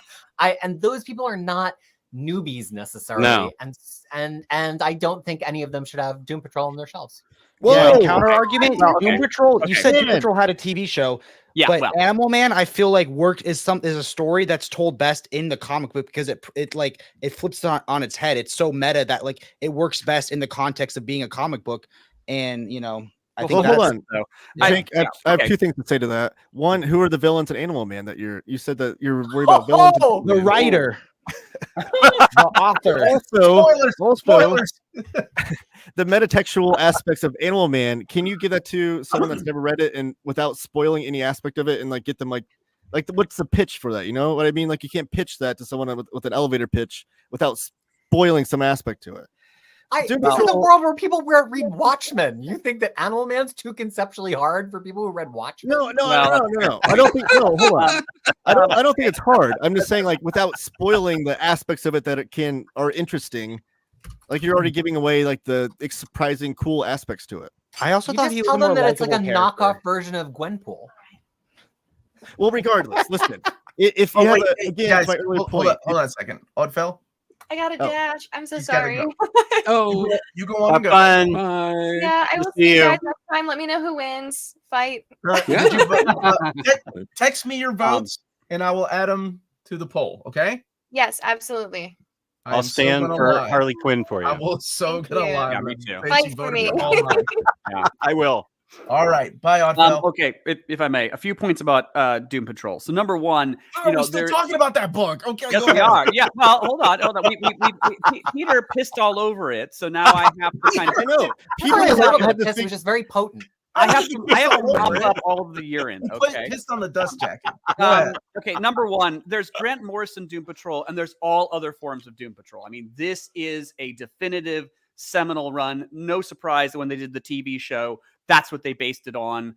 They based it on this because, of course, you would. Number two, I think there is evidence that it does sell well because they've made efforts to keep this omnibus and the soft covers in print pretty consistently, which suggests to me that, it is making money. And number three, as opposed to Animal Man, which I love, this does have the backing of an HBO TV show. And, there are going to be people who are like, oh, I remember that HBO series. Nobody's going to remember Animal Man except for the comic book people. I love Animal Man. I'm going to put that as the blurb on the back of the book of the next printing of Animal Man. Thank you. Okay. TV shows are now criteria. Bring me Harley Quinn. Quickly. I agree. I'm with you with Harley Quinn. You didn't Jesus Christ. Yeah, okay. You didn't put Harley Quinn on your list. Yeah. I didn't know I had Lars with me. Okay. So what I'm hearing is we're all voting against Jack Kirby's Fourth World. Oh my God, absolutely. Whoa. Hold on. We haven't even got to there yet. Hold on a second. We were so caught up with Doom Patrol versus Animal Man. I didn't even know that was going to be an issue. I can't believe it. We have to spend so much time on you. Hold on. This is your fault, Taylor. Hold on. I will fight to the death for this. I can't believe he's spending money to say this. You didn't have to do this. Thank you. Fourth World is the best pick from all of these. Not only has this shaped DC, but pop culture overall. Star Wars took inspiration from it. Every shelf. All right, Josh, I'm gonna have to give you your money back. Thank you, Josh. Thank you, Josh. Yes, but we're not talking about inspiration. We're talking about sales and what needs to be on a shelf. And Okay, so when I'm sorry, when all these no. new readers are reading all We these, shouldn't waste. Yeah, shouldn't waste time putting Jack Kirby on a shelf. That's crazy. What? Yeah. Why Did would you a have a book comic with Jack fan Kirby? do that? This Can I omnibus. hear a story? This is an Go ahead. as far as Taylor. readability goes, Taylor, first of all, I am the first to bow at the altar of Jack Kirby. Great creations. You're the first. Wow. No, I will. if you're the Yeah, first, I was then born Jack Kirby before fans are in all of trouble. you. So Who's shut up. name dropping now? Wow. Where's that harp? Right here, just a sec. Reading Okay. Fourth World was I good, think but it felt, readability yeah. is difficult in this for a lot of people. I Yes, don't it know is. how well this sells. Yeah. Is it does it introduce iconic characters? Yes. How readable is this though? I have it on my shelf. I read it when it came out in floppies. I used to call him Dark Seed instead of Dark Side as a kid. Dark Seed is. Yeah, No, right. it is Dark Seed. No. I I just have trouble with maybe how readable this actually is. Yeah. I don't understand this. Is everything before like 1990 impossible to read? Like, what are we No, talking just everything about? before like the mid 70s. As probably one of the youngest readers here, if we not are the talking youngest about reader here, DC. Fourth World was kind of a slog, but I thought the art was It is. amazing and it was great for what it was, but it was a Yeah. little dated. Well, Well, I'll say that, there's some people who just have a hard time acclimating the fact that something can be historically important and Mhm. foundational and not that enjoyable read today. Frankly, I think again, Kirby is Kirby. He is the king.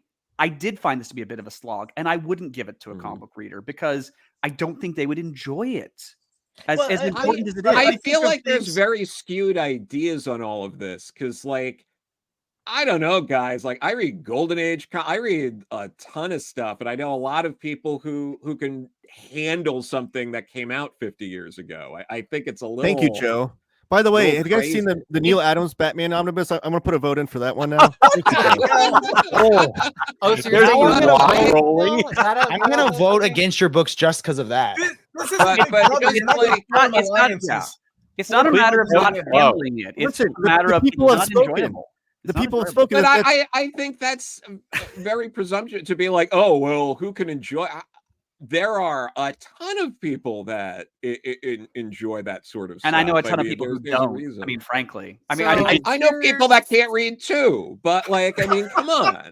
What the hell? Fourth World is the winner, number 1 out of 10. Really, Jeff? Okay. the people have spoken. That's now how many there super is- chats have you got? this would be the only like pre-crisis book that would be in the top 10 essentials, and I think that's okay. it's okay. it's crazy. That's okay. Uh, Uncanny uh, X-Men no, That's is partially a just because Marvel DC one. is Also- bad at collecting pre-crisis Yeah. books. I mean, Oh, yes, let's that's just put that out there. Absolutely. Yeah. We do I not have complete- I choices from the complete- 70s here that we had for Marvel. If we did, many of us would have picked many runs from the 70s Oh, sure. Yeah. and early 80s in place of this. I will make a brief pitch. I can't believe I'm saying this in favor of Fourth World. God damn it. There's so much amazing foundational work that happens in the 60s and the 70s at DC and Marvel that set up the universe, that set up the style and everything. And so much of it is scattered to the winds so that you'd have to buy a creator omnibus that has no discernible story in it to see all of that foundational work, with the possible exception of Fantastic Four Volume 2. Here's a foundational work that is actually a story. It's all in a book. You can get it. It's a Rosetta Stone to so many things, as have people have mentioned, not just in comics, but Star Wars, right? And it's all in one book, and it's a classic, and it's like Jack Kirby's probably seminal work. If we're really gonna have a fight over it, we should have a Jack Kirby Evergreen show. I Yeah, you know, fun. I just know so many Sign me people. I up. think of our good friend Sherlock in Australia, who's like, okay, but Yeah. you have to start by reading this if you want to understand the history of the DC universe. And I think there's something to be said for that book being in print. It's one book. They used to have it in separate books. They put it into this one big hunker because it deserves to be one big hunker that people can buy. Yeah, I mean that's all Absolutely. true. I do have quite a lot of contemporaries who, over the years that we've been talking about this sort of thing, have come to me and gone, "I'm not really into Kirby. Reading it now, I respect him. I admire him. I'm not into it." And I think, yeah, there might be some a generational shift going on there. We're too young for Kirby. The other problem is when you say the other problem quickly when you say it's foundational. This is very true, but it's foundational on very low level or in terms of recognition. Characters that do not have a lot of recognition. I mean, this is not Jack Kirby working on Captain America. This is not Jack Kirby working on Fantastic Four. It's Jack Kirby working on the New Gods characters whom nobody knows except for Darkseid. And I would never. Yeah, only the most important, biggest named villain in DC history. Like, I mean, at this point, okay, calm down, Zack Snyder. Okay, how many of those crisis events that you love so much have Darkseid in them? I would never hand this book to somebody and say, "I think you'd enjoy this." I just Yeah, don't. I just don't think they would. No. Listen, Jack Kirby is renowned and is unanimously chosen that he is the one and only king of comics. Yeah, the biggest name, the GOAT, the guy that's created more characters than anybody else, that's done more pages of comics than anybody else. Yeah, you put his name on a book, it's gonna sell. And this is his seminal magnum opus work of all the things that he worked on in comics of 30 years previous to this. He put it all together into this one thing, then poured his heart and soul into this. And people that think this is unreadable, I'm sorry. Like, I don't know. It's very readable to me. It's very exciting. It's action packed. Like, this readability thing. You guys read Claremont X-Men and you're telling me that this isn't readable? Come on. Yes, correct. We didn't vote because, and I think there's something about Kirby's writing that just comes across as very boy's life. You know, why are we taking shots at fucking Claremont's X-Men? Where did that come from? You dragged it in. Yeah. Bring up some I'll have grade new 4 shots while to take you're as at soon as it. we get to your I list. wasn't even in that stream, and I would have voted against it. You know, personally, I'm not for memory holing Jack Kirby. I think he did some great stuff, and we should, acknowledge that and celebrate him all the time. Yeah. All right. What's next? I thought he was going to name drop that he hung out with Jack Kirby. Did we decide all three of those are in, right? All right, so moving on. No, Animal Man's better than Doom Patrol. And, get rid of some stuff. So yeah, my choices: Wonder Woman. I'll stand by that. I think it's a better choice than Gail Simone's run. It's beautifully drawn. It's the dialogue that Joe's talking about. Oh yeah, this is readable, by the way. Right. I can't. Was that I think I just preferred the voice of Wonder Woman written by a woman, but that's just me personally. Oh Jesus, is that what we're gonna start? Oh, I guess Mindy Newell didn't co-write a big chunk of that run, then, huh? Okay. Oh, wait a sec. I guess Karen Berger didn't edit it. We got Batman by Did Scott you get Snyder, lunch with them last week? who is I know Karen and Mindy. I talked to Mindy on the phone. Damn it, just stop it. Let me focus. All right. Batman by Scott Snyder and Greg Capullo. Two white guys that are working on a white guy book. There you go. If that's what it takes to get your vote, then there you go. Dropping the racist card. I will Who vote better for to write about a rich white guy than white guy? It peaks at the first story, though. It's like Court of Owls, and then it just goes lower and lower. No, I think that's my. Well, Omar. I have mixed Court feelings of about Owls and a bunch of other boring issues. I disagree. His face off with the Joker at the end, I think family. I love this book. I think the second half of this run is where it drops off. But this first one, Volume 2 is awful. Volume 1 has wonderful artwork by Greg Capullo. It almost feels like the entire book is done by him. He missed a couple of issues, and there was a reason this book was selling out every month, and there was a reason why this book as an omnibus sold out. There's a reason why the Absolute Edition sold out. Yeah. And I came here with a little bit of logic, and I'm just you know who didn't miss any issues? You know who didn't miss any issues? Jack Kirby on the Fourth World. Yeah, we're moved on. We moved on from the Fourth World for now. The world has moved on. I have mixed feelings about this because I think you're right. I think Batman by Snyder and Capullo does sell well. Absolutely. It does. Unfortunately, he looks the most badass out of any of the artists. Yes, no, it does. But as everyone says, it does crash and burn very fast after this. So I don't know how much we want to keep that in account. It's like, oh, you liked this. Well, now comes some, dreck. I mean, that's the entire Scott Snyder run, though. I mean, everything crashes and burns. His Dark Knight's death metal and the and the metal. But you can say that for the low Batman, because like Haunted Night and Catwoman Win in Rome aren't at the same level as Long Halloween. They're not the same but they're not bad. They're not good. bad. I would not call them terrible stories. I wouldn't necessarily call them I don't metal agree that terrible. these are terrible after Court of I'd Owls. call death metal terrible. All right. But Death metal's not somebody's pick. Yeah. Okay, so for these three, But we're talking years later. We're talking at the beginning of the Omnibus run, when it's both of these creators firing on all cylinders, reintroducing everybody to the character of Batman, and it's just completely badass how they do it. the It's reason not why my favorite Batman run. It's not my favorite Batman artist. He's not my favorite writer, but I got to give credit where credit is due. It's an excellent jumping on point, the reason and why it's I an excellent collector's book. the reason why I like all of Omar's picks here is because there's like that meme going around, like, where do you like manga versus comics, like where do you start reading comics versus manga, like volume 1. All of his picks were set up as runs that were definitively new starting points, like That fresh meme starting is points for all so these characters. ridiculous. I hate that meme with a. I hate it too. I hate it it's too. so dumb. So I dumb. feel like there are better Jeff Johns starting point places for DC, Yes, though. Like Aquaman, Green Lantern. I feel like well, I'm not going by Jeff Johns. I'm going for the whole team. So you Okay, have well, Batman, It's Superman, just Wonder garbage. Woman. Yeah. It's so bad. Like Jim this is Lee. the only book from all the people on the stream that I will just come out and say it's bad. It's the first arc. It does I'll not go make back a to lick Batman of by Neil sense. Adams. The It's also my character- favorite I'm Justice League. How tempted dare to- you? I think this no. book gets better later. I think in the 30s and 40s, look, he does the introductory arc, which does not make a lick of sense. Even if you accept all the New 52, anything, the characters just don't sound like themselves. Then there's like one interminable, boring second arc, and then it gets into all the issues that had the Shazam backups. Like, there's no good issues in this book. I don't like New 52 Superman, like as a character. I beg to differ. I think this was fun.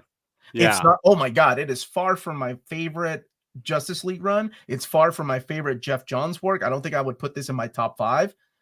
But I also realize when you have Jim Lee and you have the entire cast of the Justice League, you're just printing money.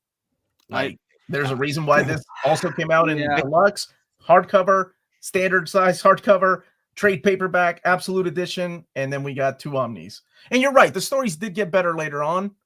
But I think when you're reintroducing the cast of the Justice League, we borrow from this guy named Jack Kirby's Fourth World, and you bring Darkseid in, and holy crap, when Jim Lee redrew Darkseid. So it's like not Morrison JLA? Really? This over Morrison JLA for an Evergreen list? Morrison's JLA has Blue Superman.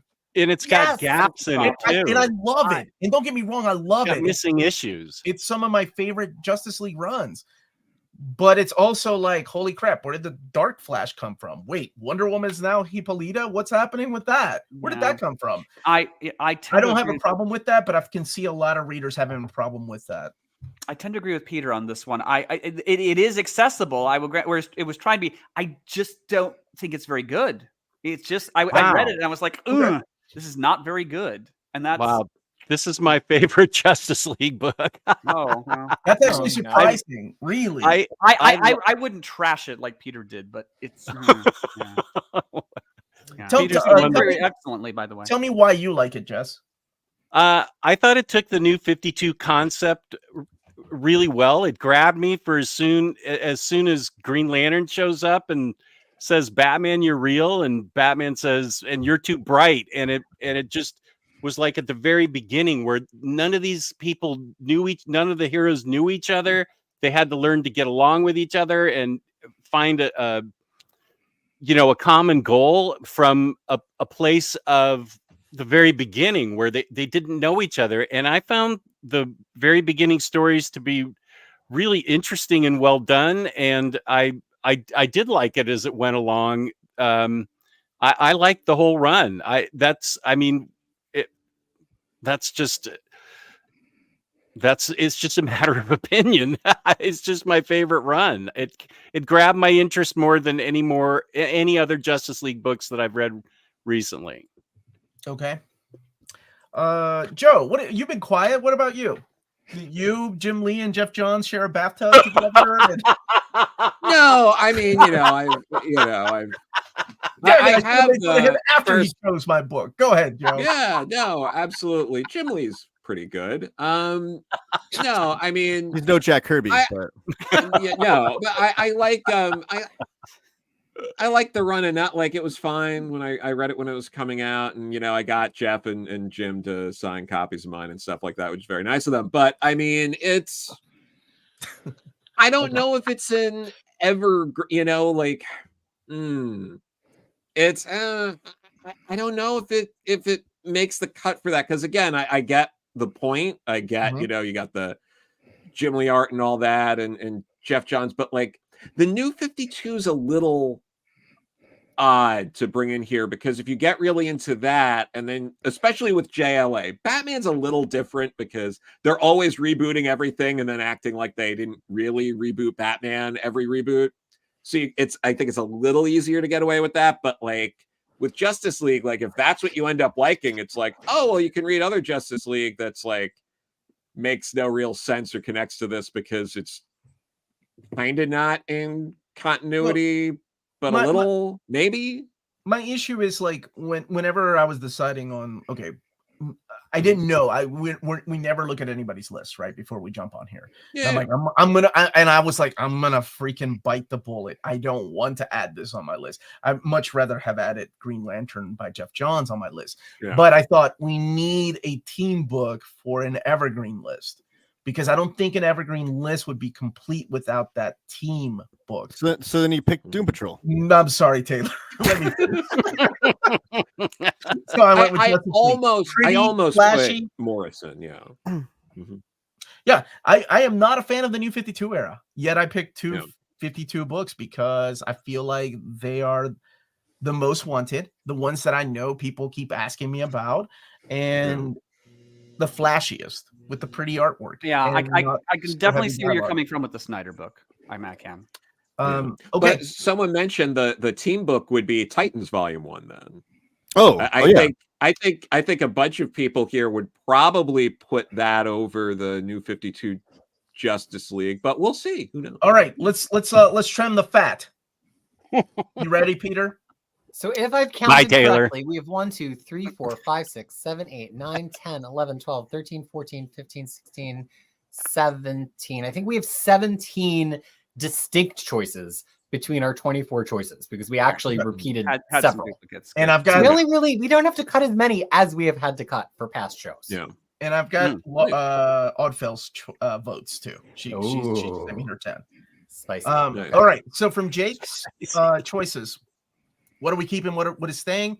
I'm happy with Animal Man. I like Animal Man. I think it's a really good choice, but I think that's the one that I would keep from all three of these. What about you all?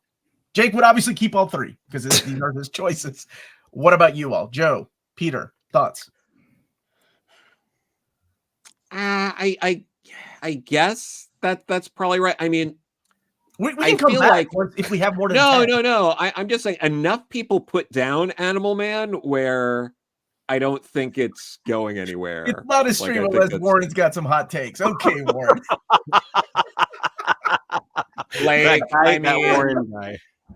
I don't know, because I feel like I would just get outvoted or anything like that with Animal, because I feel like 3 people put down Animal Man. Vote your conscience, Joe. Don't let them bully you. Go with your gut, Joe. Go with your gut. We will Vote make fun of against you whatever you behind your want. back. No, I mean, I don't know you, Jake. You seem like a nice guy, but I would probably vote down all of them. Okay, I love the honesty. All of them. Okay, Yes. Peter. That is a yes for me on Rise and Fall of the Batman. Reserving my vote until later on Wonder Woman, and a no from me on Animal Man. What? Pete. Okay. Wow. Lars. Well, this is where it gets tricky, because I think that Detective Comics one is a great pick. Mhm. But it is. Yep.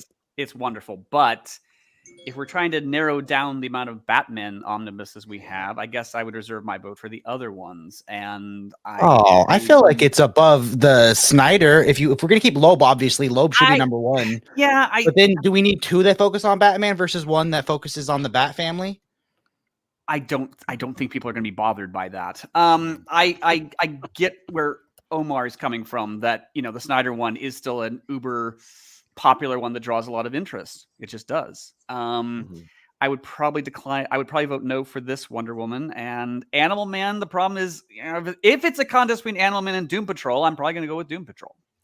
Wow. But Yeah, if we absolutely. keep both, then I would, that's fine. So I guess implicitly I'm voting no to all of these, but I'd be willing to keep Animal Man on the list.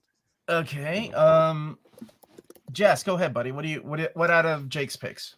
I'm voting yes on the detective book. I think Tinian. Hold on. Is this the stream that picked Phoenix Omni over Amazing Spider-Man asking for a friend? Yes, this is that stream. This is that stream. PC now. It is. Yes, proudly. Proudly. Oh my God, Lord. Go ahead, Peter. Well, I mean, Jess. Sorry about that. The hair. Yeah, thank you. Yeah, this was number 4 on my list. So I'm happy to vote for this. I loved how well Tinian wrote Batwoman, Clayface, Tim, the whole Bat family, and I like this better than the other Batman books personally. I can see Wonder Woman, the writings on the wall for it. I love the Gail Simone book, but if I'm picking 2, I'm going to pick Animal Man and Detective Comics. Okay. Taylor, and then I'll do my votes and I have those choices. I'm gonna say no to Wonder Woman and both Wonder Woman and Animal Man. I love Animal Man. I love that book. It's absolutely great. I just don't know that it's an evergreen title. The one that I would say possibly be a good vote would be the Detective Comics, only because like that spells a lot of the mythos of the Bat family, which is like basically holding up and carrying DC Comics today. So if have an evergreen list that starts off kind of like, if you want to know all about these characters and learn about them, I feel like that's a great one. And then also to Peter's point earlier, having James Tynion's names on there doesn't hurt. Okay. My vote is for Animal Man, and Oddfell's choices are she's voting for Gail Simone, Wonder Woman. And Yay, I got a vote. And that's it. That's a win, Jake. I've been shut out before. You seem like a great guy. Sorry about that. You remind me of a young Neil Adams. Before he recolored and re-inked his stuff. Yeah. Peter, we ready for the next? I'm taking notes as furiously as I possibly can.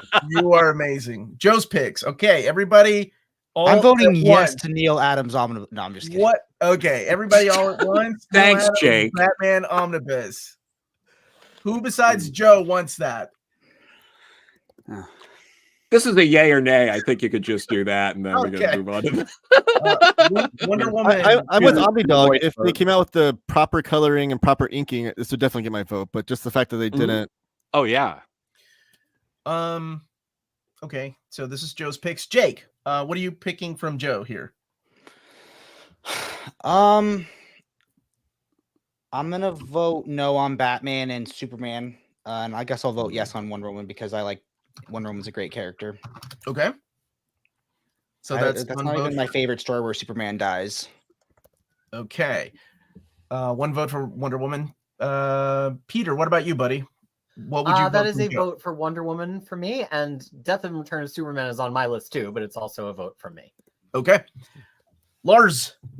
No to Batman here, and yes to Wonder Woman and Superman. The funny thing is, I can actually allow that there might be a Wonder Woman story out there better than the one that George Perez did.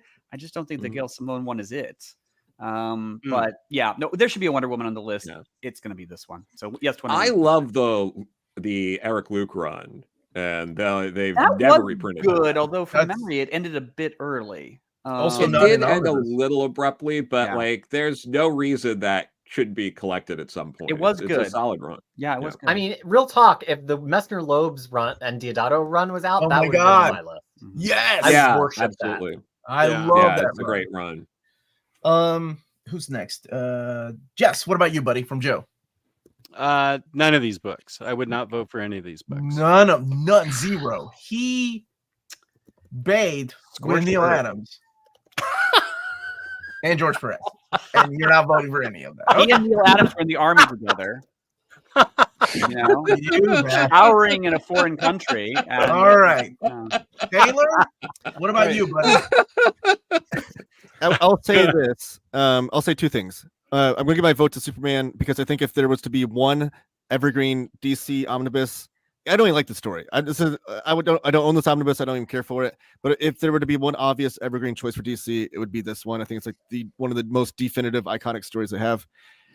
And just my last tidbit: if you guys are voting for Wonder Woman and you think that is readable and not Fourth World, I'm going to be a little upset.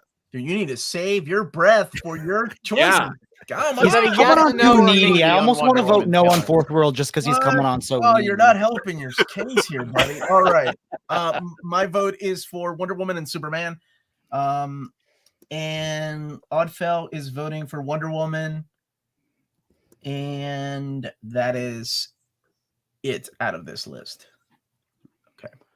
I think Moving we're allowed 2 Wonder Woman also. I don't know why we're allowed 2 Batman, but not Yeah. 2 Wonder Woman. We are. I just don't think that. I'd Wonder actually Woman- like to throw my pick for that Gail Simone Wonder Woman if I'm voting for a Wonder Woman. Well, let's see what's left. Yeah, I reserved my. I want to see how the list is shaken out. Yeah. Let's see okay. let's see what's going on with the list. And then That's I'm going to fair. let the audience vote in a Flash and maybe a Green Lantern omnibus. Peter's picks. Jake, what would you choose out of here? Oh God. Green Arrow and Gotham Central. I would give a yes to. Okay. Joe, what about you, buddy? I mean, I already have Death of Charge Superman, so yeah, still on that. And yeah, Green Arrow and Gotham Central, sure. Wow, strong picks here, Peter. Lars. Definitely Green Arrow. Yes. Definitely Superman. Yes. I'm a bit agnostic on Gotham Central because even though it is great, it doesn't have any name recognition. It barely has, I don't know. On a top 10 list, it's one of those books that's like entirely worthy, but should it be on a top 10? I'm going to abstain from Gotham Central if I'm allowed. Am I allowed? That sounds like a you can do no whatever vote. you want to. I'm just not going to vote one way or the other, but yes to Green Arrow and yes to Superman. You wuss. All right. Jets. That sounds like a no vote. Excuse me. I'm only voting for Gotham Central because, full disclosure, I haven't read all of Green Arrow yet, so I don't know. I know I've read Longbow Hunters itself a lot, but I haven't read the full book, so I can't vote for it. Don't like Death and Return of Superman, so Gotham Central for me. Okay. Taylor, what about you? I like all 3 of these picks. Like I said, I already voted for Death and Return of Superman. I think Gotham Central is just a definitive crime comic, and if you find fans of Ed Brubaker, you can hand them this nice and easily. And then, like I said, Green Arrow I think is a great gateway comic into DC Comics for any Marvel fan. Yeah. Okay. Oddfell's votes are for Longbow Hunters and for Gotham Central. And my votes, oh my God. We're building this damn list, and I have a feeling I'm going to have to choose between Green Arrow and Gotham Central. So yes for Superman, of course, but these 2 right here, damn it. I'm going to go with Green Arrow over Gotham Central, and that is blasphemous. It's one of my favorite books of all time. But I don't But know you've if already it's- voted for Gotham Central, and somebody haven't you? No, I guess not. Wait, who's the first one to have Gotham Central? I thought you were. No, it's me. I'm the first one. Okay. I mean, All right. Damn it, Peter. I mean, damn, it's a hard You choice. can admit that I came with a killer DC list. You did. Lars. You're making me Okay. think. I don't like it. Peter doesn't even like DC. What the hell? He Googled it. He watched my Do you know what I video on like, DC Jeff? I like Omnibus. winning. Ooh, I want to change my vote to a no now. That was too cocky. Maybe that's why, hold on. Maybe that's why Peter's list is so strong because he didn't vote with his heart like some of us other ones. I He didn't vote voted with with my his heart. brain. All right, Green Arrow, yes. No to Gotham Central. Superman, yes. And you got Oddfell's votes. I'm voting Oh, I yes to all 3 Nightfalls. Oh wait, no, that's I not need, that I one. need that clip. All right, Dane. Lars picks. Jake. Batman by Loeb, obvious. That would have been my Batman pick, but I thought it was already Evergreen. So I think that's my. I've done so many lists where that's number 1 on my list. So I'll vote yes to Batman. I haven't read New Teen Titans. And I'm voting no to Superman. No to Superman and no to New Teen Titans and yes to Batman. Okay, what about you, Joe? What's on this list that stays? All right. Well, obviously Superman. Well, if one Batman book's going to be on there, I guess Batman by Jeff Loeb and Tim Sale. So that, and then I think I'll keep it to that for now. Okay, those two. Fair enough. Peter, what about you, buddy? From Lars Picks here. We already know I endorse Superman, and that I'm taking a pass on Teen Titans. I'm coming back to it, and I'm taking a pass on Loeb Sale. What? Really? Loeb? Oh God! I'm not saying no. I just am not ready to say yes yet. I want to see how many books You want we to have be on the list. you want to be seduced first. I Like like Deadpool seduced Spider-Man. What about you there, Sir Omnidog? The only reason I own Batman by Sale and Loeb is because I accidentally bought it while high on pain meds after surgery. Okay. I bought some really That's nice good guitars that criteria. way. That's good criteria. Yeah. So actually, I do like some of the stories in there, though. But I am going to stick. I like New Teen Titans, so I think I'm going to vote for it. Not Death and Return of Superman. I will vote for New Teen Titans, though, and I need to get high again so I can read that Loeb and Sale book. I need to get New Teen Titans. It just feels like, isn't it like 7 volumes or something? It just feels intimidating. Well, It's not over. no, it is. Are you intimidated by size? The length of something? No, length. Length. I can do I can do giant, but 1 volume, but I can't do 17 volumes of, it's a little. So the latest cut is like, I mean, you can stop after volume 3, frankly. What? Yeah. Lars, My brain doesn't work that way. If I know that there's volumes out there that I don't have, my brain hurts. well, I got some bad news for you. Because Batman's still ongoing. The quality goes downhill quickly when Perez leaves. I mean, frankly. What about you, Taylor? What are you voting from Lars Picks here? I already gave Superman my pick. I have Batman on my list, so that's getting there too. I don't know. I'm not counting it. Do only get 10 votes? But I love New Teen Titans Omnibus Volume 1. I think that it's a great evergreen pick. So I'm going to go all 3, I guess. Okay, good for you. And If New Teen Titans is in print, I'm gonna buy it right now. Oddfell is voting for none. No, Batman. Sorry, Batman. How can we trust you? Why would I lie? None of these are my choices. She's gonna magically vote yes to all 3 of his picks, right? I don't know that I trust you. We'll find out when she voted for all 3 of Omar's picks. Yeah, when she votes yes, we'll I know. voted for all 3 of mine. What a coincidence. All right, Oddfell's picks. She's not here, guys. I'm not voting for any of these right. All right. Obviously, Oddfell's voting for all of hers. Jake. I can't vote for New Teen Titans because I haven't bought it yet. But I'll vote yes on the question for sure. I love that. And I didn't think I would, and I absolutely loved it. And then Harley Quinn, I'd vote yes on that just because I feel like she should be on the list represented in some form. Okay. Joe, what about you, buddy? From Oddfell's Well, she's not here, and I lost track of what I voted on, so no on all these. There's no rule that says you only have 10 yes votes, by the way. Yeah, you can vote for whatehatever you want. So Joe, vote with your heart. He doesn't have a heart. It's true. Geez, because here's the thing. I love the question, but you don't get the full thing, and the ending to the original run is so much of like that's what really punches you at the gut at the end of it. Well, then we should probably get rid of Green Arrow since it's only half the story. Where is this coming It doesn't from? have the same. He convinced me. Change me to a no for Green Arrow. A little different, but I'm easily swayed. He's the little devil on my shoulder. You know what? The honestly, she did make a good case for Harley Quinn, and it is something that's popular, the cartoon, everything. So I'll vote for Harley Quinn. Even though it's only 1 volume of like a 3-volume run. Don't muddy it up. Yeah, no, it's Peter, what about you? What are you voting for, buddy? Still a maybe on Teen Titans. Question is the one book in this lineup that I have no knowledge of, so I have to abstain from that. And I do not like any Connor and Palmioto's book, so I'm a no on Harley Quinn. Wow. How are we friends? You I are- have you no are- idea. You are broken inside. Wow. Lars. Jokes. We've got funny jokes. Oh, they're edgy. Oh. Yes, Oh man, yes, I just get had it lunch. out. Quinn. I just had lunch with Connor and Palmiotti, and they said, No, Boing, shut up, boing, man. boing, No boing. one believes How did they that. feel about you not putting their omnibus on your list when you had they lunch with cleared them? it. That's why I did it. Yeah. All right, Just went skiing in the Olympics with both of them. Lars, So, what do you got? What do you got here? Yes to Teen Titans. Yes to Harley. Question. It is great. I can sort of see.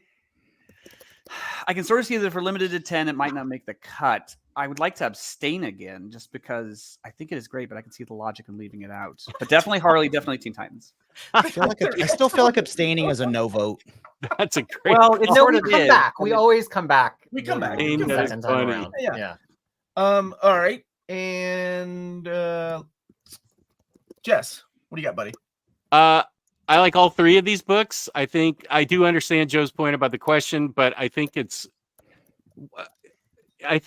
first of all, we're lucky we even have the question because Well, no kidding. I think Fair. we're surprised that it even came out, Yeah. along with things like Phantom Stranger or any book. But the question, that's an amazing thing that DC even put it out. And it does read better back to back, but this is an important book. I think I feel strongly about Question, and I already voted for. I mean, I'll vote for Teen Titans again, and Harley's my gal, and it pains me to hear Peter savage it like that. I just thought he had more of a heart and soul, but apparently he's dead inside. Yeah, he is. I mean, that's widely known. To be fair, it's kind of his thing. Yeah, that's my brand. Yeah. Your brain. Peter didn't vote with his heart because he doesn't have one. Is that what you're trying to tell me? Yeah. No, I love Harley Quinn, and I love Question, and I'm happy with Teen Titans. Okay, Taylor, what about you? What are you Oddfellows picks? I'm going to counter Jess's point about Question and use his own point against him. Uh-oh. This book barely existed for a reason. I think DC was concerned about the strength of sales. So why would it be evergreen if they were if they were confident it was going to sell well? We would have got it like years ago, right? Yeah, we got a volume 2. It did well enough for volume 2. I'm just saying. Of these picks, though, I already voted for New Teen Titans. I just don't think Question. I just can't. I love that book too. The book was great, but I can't imagine that being on an evergreen list. It just seems like such an obscure title. Harley Quinn, again, just like Death of Superman, I don't even like this book. I don't care for it, but it seems like such an obvious evergreen choice for me.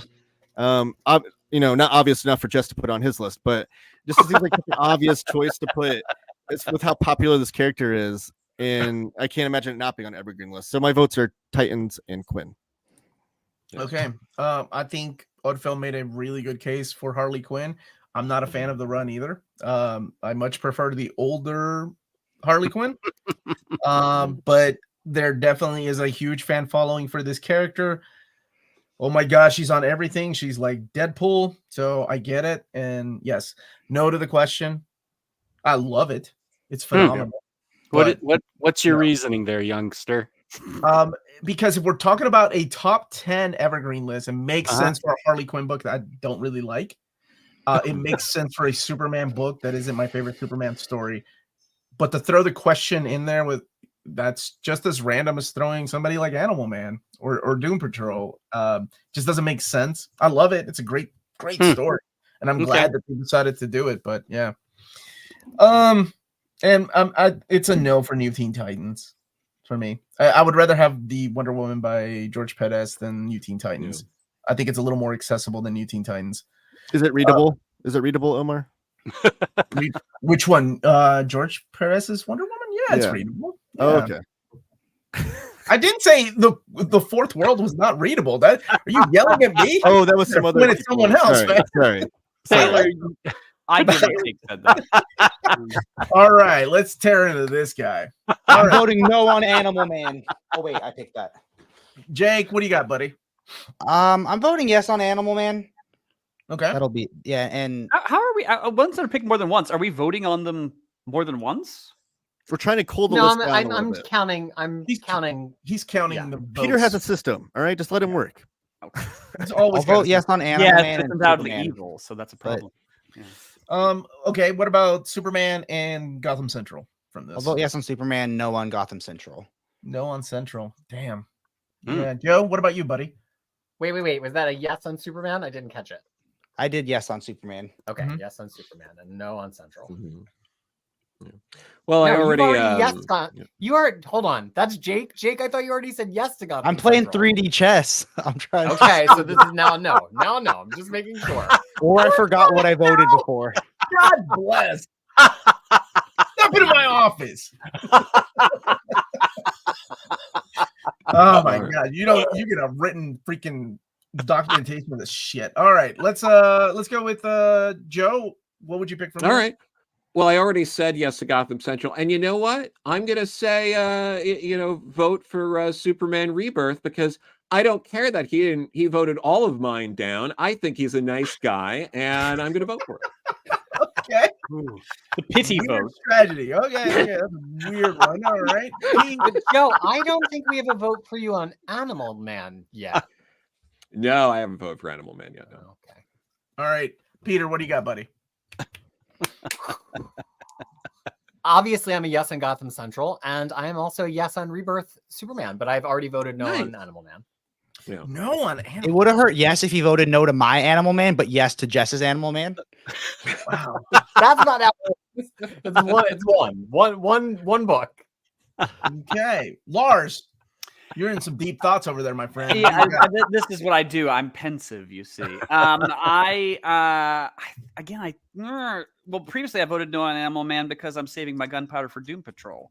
Mhm. And I think I abstained on Gotham Central, so I wouldn't change those, and I would decline to vote for this Superman. So no on Superman, but Yeah. okay. All right, man. Jess. What? Oh, Lars is dead to me. Yes. Just the president. Yeah, that's been Taylor. true for a long time. Am I defending these picks? No, you're not defending anything. No, no. I was just saying Or your am I name. voting? Wake up. All right, Taylor. What do you got? No to Animal Man, no to Superman, and I already gave yes to Gotham Central. Wow. Okay. Vote no to all your books next round, even the ones I like. Is it mine? And Yeah, that from Oddfell is a no on Animal Man and a Superman. Yep, Superman, yes, and no on Gotham. Oh no, I'm sorry, Gotham Central, yes. And now we move on to Oh boy. Taylor. Whoa, Can I take a bathroom break for 10 minutes? Hold on. All right, Jake. no across the board. No across the none of these. Even though Batman by Loeb, I already voted yes on. Yeah, Oh, wow. you're voting. No, I'll vote yes on Batman. No on, definitely no on Doom Patrol, and even, no on Fourth World. Even though I like it. Okay, Joe. Yes, it's across the board. No notes. Thank you, Joe. Okay, You're well, welcome. you and Taylor can start your own channel. Boring books for boring people. Doom Patrol is boring. Guys, All I- the criticism that you were could good give to 30 Doom years Patrol. ago. And our first review will be Uncanny X-Men on Volume 1. We're trying to stun you into not buying books. All I was doing was getting my edgy humor in there like Harley Quinn. She gets a laugh, but everybody boos at me. All right. Peter, what do you got? I am now willing to change my maybe to a yes on Loeb and Sale. Okay, that's a yes then. And I'm no on Doom Patrol. Unfortunately, I do think it's a valuable run. But I am yes on Fourth World. No, that's okay. We don't need queer representation in our comics. That's fine. Oh, there we go. There Oh, it is. Wow. Wow. I don't even have an instrument for that Joe drop. cutting deep. You know, I don't not see a certainly. single It's not for a female top 10 on list. any of these. Joe, where covers. was your vote for the queer rep in Detective by Tynion? Yeah. Or I Harley did. Quinn. I did support Gotham Central. Okay, okay. And I own that omnibus. It's right over there. I love it. Okay. Well, Show us All your right. queer credentials. Wait, Don't don't do that yet. ooh, Don't do that. that's- not on the no, stream, unfortunately. Not on the show, please. No. Okay. I'm changing my name to Kid Near Mint.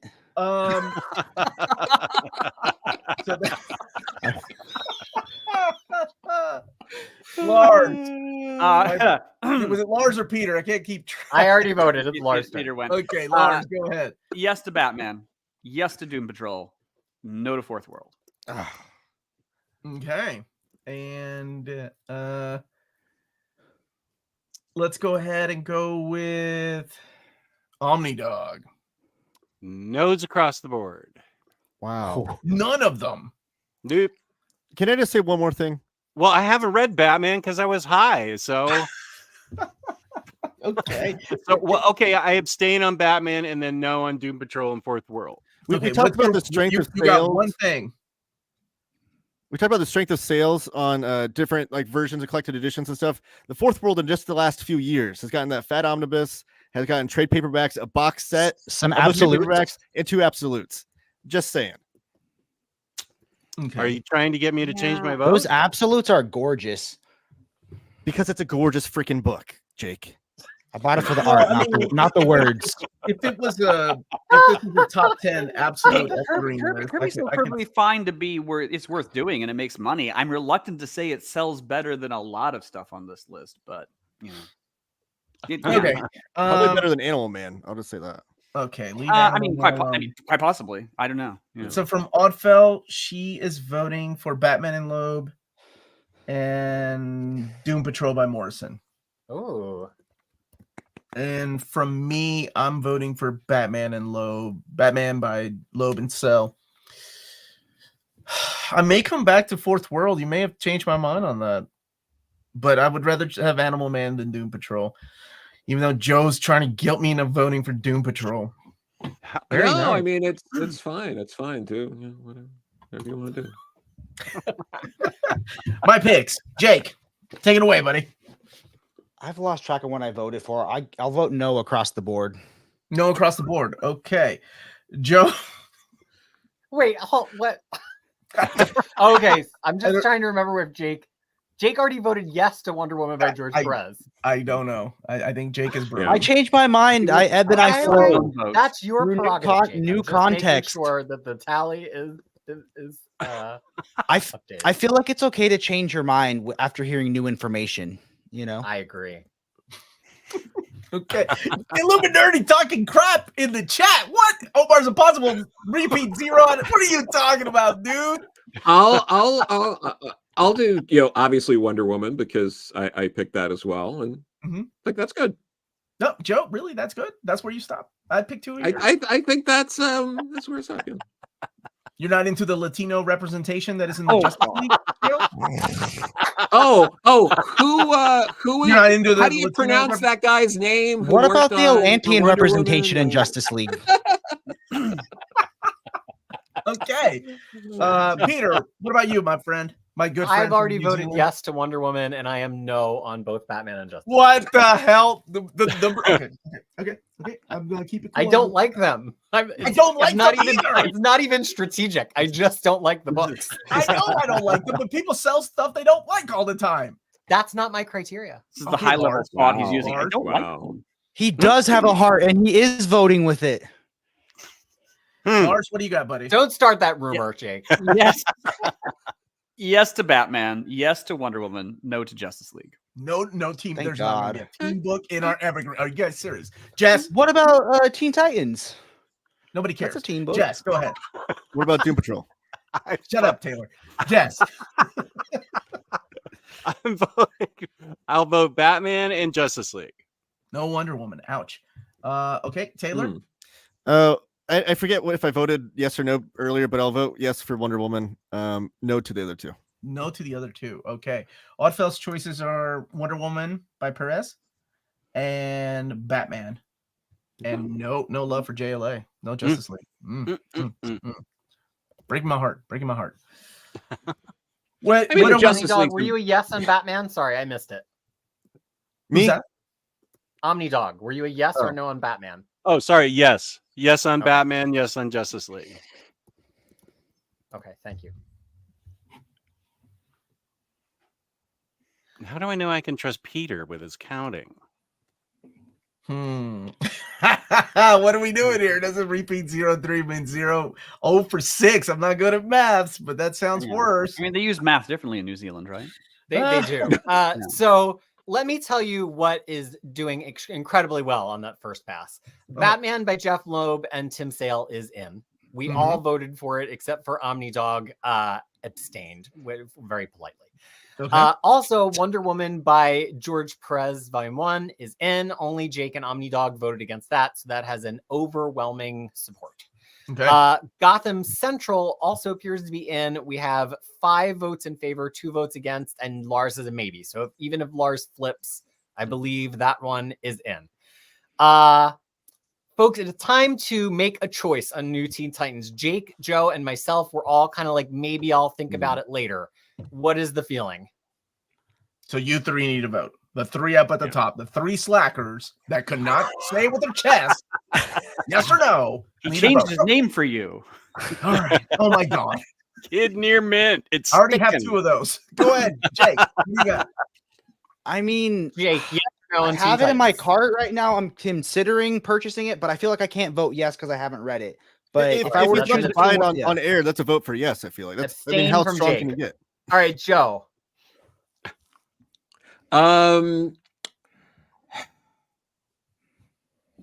I'll go no. Joe is a Okay. no. Ooh, I am the tiebreaker then. did Nightfall get any votes? I think I vote yes. So that is in. Okay. Oh, we have a All right, team so vote. let's see. Yay. What is the next? How many of us were on the screen? 8? Okay, so we're looking for ones that have you 5. can Death and consider Return of- Animal Man a team book when he uses animal powers. Him and that animal are kind of a team. Death and Return of Superman also has 5 votes in favor. Joe, Lars, Peter, Taylor, and Omar. So that one is in. Which one is that? Death and Return of Superman. Oh yeah. That's that. I'm so Yeah. glad people were thinking. Harley about Quinn also has 6 votes in favor, it. I don't 7 votes in even favor. like Everybody that but me. story, but I vote because I'm Wow. smart. Yep. Okay, so that means we are currently up to 1, 2, 3, 4, 5, 6 books. Green Arrow is in. Peter, Joe, Lars, Taylor, Oldfell, and Omar, with only Jake and Omnibog against. 1, 2, 3, 4. I Whoa, like these new names. abstaining. Omnibog and I didn't Orfeld. against. So now things are getting tight. Lars, we need a commitment on Animal Man. It is currently 4-4. Jake, Omar, Omnidog, and I put Omar twice. Hold on. I think hold on. Drama, vote does count hanging as twice. chads. The fix is Jake in. was a yes on Animal Man. Joe was a no on Animal Man. Peter was a no on Animal Man. Lars, are you yes or no? Where are we? How many do we have in? I'm trying to figure that out right now. We- Are you yes or no on Animal Man? Just yes or no, Lars. You got this. Think with your head. Think with your heart. Think with those big words. Oh God. What would Doctor Who do? Pick He Doom would do Patrol. anything. He's not a real character. The Doctor's the character. Go ahead, Lars. I would help to know what the next picks are, because I don't know what I'm voting against. Well, that's not the way the world works, is it, Well- Lars? Just Well, that's vote. different when you doctors would go do into different vote, things. You know the choices. Vote with your heart, not with logic. Maybe I just can't No. count. Vote with I can't both figure of out your who I'm hearts. missing on this No. one. I know I'm missing somebody, but it doesn't. I don't know who. So what is that, Lars? No. It's a no on animal. No. It is a no on Grant Morrison's Animal Man. Yeah. All right. That's Well, what then you're saying. Animal Man is 3 yeses to 5 no's. So Animal Man for You the moment people is out. are monsters. Okay. Yeah. Say it to his face. Tell him no to his face. No. All right. Dare you? All right. Peter, what else is up? Oh boy. Rise and Fall of the Batman. We had Jake, Omnidog, Peter, and Taylor in favor. That's How? Tiny and Tech. Was anybody else in? Otherwise, it's tied. No, I can't. No, I got to stick with my Oh, Batman. that Clayface Snyder. stuff was so good, though. It's a good All right, book. Omar. I need you to It's a play really for good time for a book. minute while I build our final side, and then we can look at what we've got. What so was the far. vote on the Snyder Batman? Snyder Batman is currently 4 in favor, 3 against. Just so Who, no, I hasn't, know, who hasn't voted? Jake voted, Joe voted, Peter voted, Lars voted. I don't have Taylor on Batman Snyder. Did you vote, Taylor? oh yeah, I said no. Okay, then it's tied, which could see it making it. Just so I know who I'm going to speak to after the stream. How many people voted for Fourth World? Joe. I voted for Fourth World. Me Joe and and Peter. Joe. Okay. All That right. means you got to buy all his comic books that he's writing now. Oh, I'm Joe's biggest fan now after this stream. You damn right you are. And he's going to introduce me to so many cool people in the industry. Like, this is great. Hold on a second.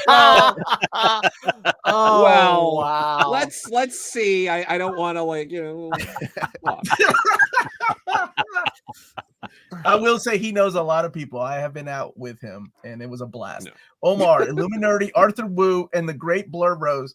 Jose, you yourself are referring to yourself in third person. Okay, need an answer regarding Green Lantern by Jeff Johns not getting mentioned, except it could against the channel if we don't get it. Okay, that was actually my other choice, but not even referring to himself in the third person, but he said the great before it. yeah, I kind of like that. I respect people like that. Crazy. I don't mess with people like that. I was going to put Green Arrow on my choices, but I thought we need a team book, and I don't think anyone else is going to bring in a Justice League book because we're only given 3 choices. So I took one for the team, and I said I'm going to put a Justice League book on my list. Otherwise, it would have been Green Lantern. I'm shocked by the lack of representation from Green Lantern, Flash, and also Jeff Johns. I thought There's I thought Jeff Johns right there. What are you talking about? But that's the only one. And I you know thought who's Jeff- on that team? Green Lantern and Flash. I thought Jeff feel Johns like- was going to be all over these picks. Because I I was do covering my feel- bases. I was like, look, it's Green Lantern, it's Flash, and it's Jeff Johns. How I is this do not feel winning? I feel like Jeff Johns' Green Lantern is never out of print. I feel isn't Wait, hold on, isn't it though, like- always evergreen? I almost picked Wait, hold on, Aquaman. aren't we acting under the premise that none of these are evergreen because there are no true evergreens? So then what would be Yeah. evergreen? Yeah. Okay. That's the premise I was operating under. Yeah, there is no evergreen at Okay. DC. There's no evergreen. I didn't operate under that. I tried to pick books that I didn't think were already evergreen. Otherwise, I would have picked Batman by Loeb. Well, you still get to vote for it, though. So it all I did, turned yeah. out okay in the end. I think these are just the vagaries of only being able to pick 3. I mean, if I had more than 3 picks, I might have picked a Flash or a Green Lantern, but I just And didn't it get goes around back to to it. why didn't you pick Daredevil by Frank Miller? And Because I'm a we- bad person. You're- No. I don't know. no one said that. Green Lantern is everybody's 4th favorite superhero, right? So it makes sense that if we only Well, get 3 picks. Yeah, but which Green Lantern? I've only read John, so that'd be my vote. No, you meant like which Green Lantern? Hal Jordan. Oh, Yeah, Guy Hal Gardner, Jordan. obviously. Yeah, I vote for Guy Gardner. Guy Gardner. Guy Gardner. Hey, which Green Lantern character is being represented in the new movies? Both of them, right? They put pictures of both John Stewart and oh no, you're right. They casted all 3 of Guy Gardner, right? And then in Lanterns, they're gonna do other ones. Isn't This Nathan is Fillion completely playing Gardner? subjective. Nathan You Fillion. can't Nathan What, Fillion's Taylor, playing stop Gardner. it. What do you? What? I'm supposed to base my favorite Green Lantern on who's in the movie? Forget you, man. It's Hal Jordan. That's just my Guy favorite Gardner one. has- I was just kidding. No. I don't have a strong opinion on that. I was just making a joke. Although Guy Gardner is the Green Lantern in the best Justice League run, JLI. I'm not going to argue with that. Well, At and least Justice in League is JLI, they felt human, unlike New 52. Justice League's an odd title because like some of the collections, like I love Justice League International, which is so wildly deviated from what Justice League normally is. It's hard to recommend that one, but like kind of there's no terrific Peter. standard Justice League story. Peter, this is I don't know if you want to do this, and I've never tried this, but I do have a poll option. If the We're down to Batman- one. We need one spot filled. hold on. If Batman Fourth World. and the other Batman book are both tied, then why don't we let the audience decide on which one? No. I think that's great. They're next 2 with the highest votes. Okay, let's Snyder do it then. versus What Tiny. are they? Can somebody remind Snyder. me, please? Hold on, what- let me set up a poll in the Jack Kirby Facebook group, and then they'll let us know which one they want to pick. Yeah, all 20 of you are going to show up. Why do I feel like he's come 10 on. of the 20 members too? Just a bunch of alt accounts. Wait, how do we? All Oh, okay. 20. It was 4 versus 4. Okay. All right, what's I gotta make sure. So everybody that's in the chat right now, make sure you vote for the one that should make it on the evergreen list. I think What are that way this makes what- it more. I mean, fun. there's room for both, honestly, but they are tied. Which ones again, please, Peter? I'm Batman sorry. by Snyder and Capullo, Volume 1, and Okay. Rise and Fall of the Batman. Well, if there's Oh, room for okay. both, Tynion. if there's room for both, why are we not doing both? Are there any other near misses? Now, Because nothing. this is a There lot are more other fun. near misses. This is a lot more fun. We let in the Wait, chat. I'm with Lars. I feel like Oh my god! the math checks out here. Yeah, I mean, if both of them are in, then I guess both of them are in. No, we're not gonna have 3 Batman books in the Evergreen list, guys. We're gonna have another Batman. We're Evergreen operating list. the Evergreen We have list 2 like Batman DC books and a operates their Bat catalog. Family book. It is DC's most popular character for. Have you seen DC's catalogs lately? It's Batman, Yeah. Batman, Batman, Yes, Batman. I know. Well, but think I of would it as lo- a Clayface book or a Cassandra. It's a Batwoman book, honestly. Batwoman. Yeah. It's the best Batwoman book. Hold on a second. Must I contain. can't believe our Batwoman book is going to get kicked out in favor of a Batman book. That's What? Why can't they both make it in? Yeah, why can't they both make it in? I'm still confused. Why can't Because- there just be as many Batman books as we decided? There's no. Who's making the rule that there can't be 3 Batman books? Because I think. Did you hear that pregnant pause? I did. Because I'm writing and talking at the same time. Because I think 3 Batman books and no, you know, like no Aquaman, no Green Lantern, and no Flash is just ridiculous. But that's the way it is. But that's the way the voting went. That's the way we picked them. Fine, they're both in. Sorry, chat. we You need don't get to vote. more- But you get to vote for the. no. This is what hear me out. What the chat needs to vote on now is our 10th book because we are deadlocked. There's no other book that got 4 votes to be number 10, and we need What are the 4? to What are make the it on 4 the list. books that I can add? So to the list? the 10th book should be the chat's choice of possibly a Flash, Aquaman, or Green Lantern book. No. Out of the ones that we have, what's up? Out of the ones that we have, Yeah. I mean, What can I make them? What can I let them choose? Let's from? let the chat out of number 11. Yeah, they can add a Okay. Flash and a Green Okay. Lantern book. I think that's more fun. Let them choose what, fourth. Okay, if world. you really want to give the chat one to fight Let's- over, let's they do should it. Let's see pick what- between Doom Patrol and Animal Man. Ooh. But wait. Are you just making that up, or is that what the vote? No, they both have 3 votes for and 5 against or abstain. So the Or chat should we could go decide. back to how many people super chatted you and voted for Fourth World, right?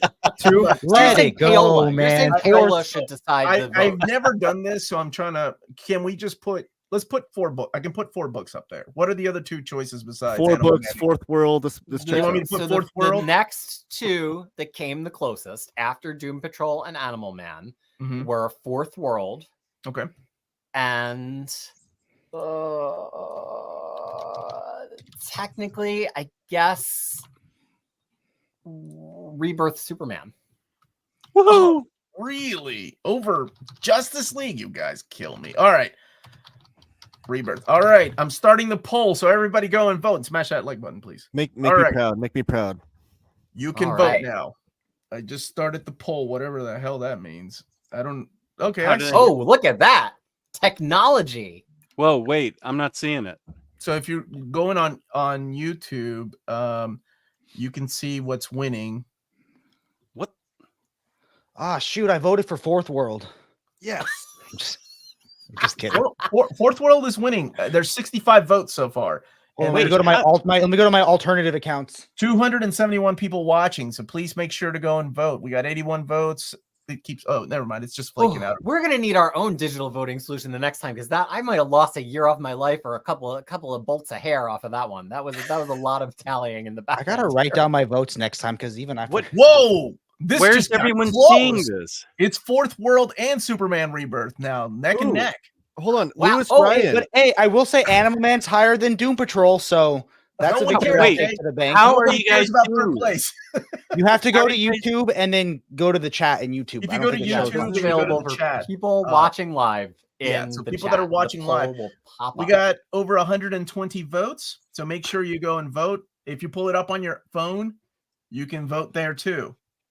So make sure you Wow, vote. this is gonna for go Jam. down to the Right in wire Justice between League. Fourth World and Superman. Oh, Josh Greyhouse brought up a point, Omar. You didn't say yay or nay to Fourth World. You were on the fence. Oh, I said no. I was not on the fence. Sorry. But good luck. It looks like by popular demand, it might get it. I'm going to end it here in a little Oh bit. no, it's tied. Fourth World and Rebirth just took it over. Yeah, Rebirth's at 34. Oh, 34%. Look at that. Lewis wow. Ryan voted This for is Fourth World because he can wild. read. That's thank you, Lewis. That could be the blurb on the back of your Evergreen If you're able to read, pick up this book. I didn't. When I did Fourth World, I just looked at the It's- pictures. Larry's rounding up all the old folks. He's like, hey, Yes, what's going on, Larry, guys? thank We you. got the Fourth World. I love how all the people are just Morrison haters in there with this poll. It's there's something, as much as I like Morrison, it's always fun running into like someone who just hates Morrison. It's fun conversation. I never found a way into them for so long. I would just read things and they would bounce off of my head. And I felt like after I read Morrison's, you could hit reload, Omar, now.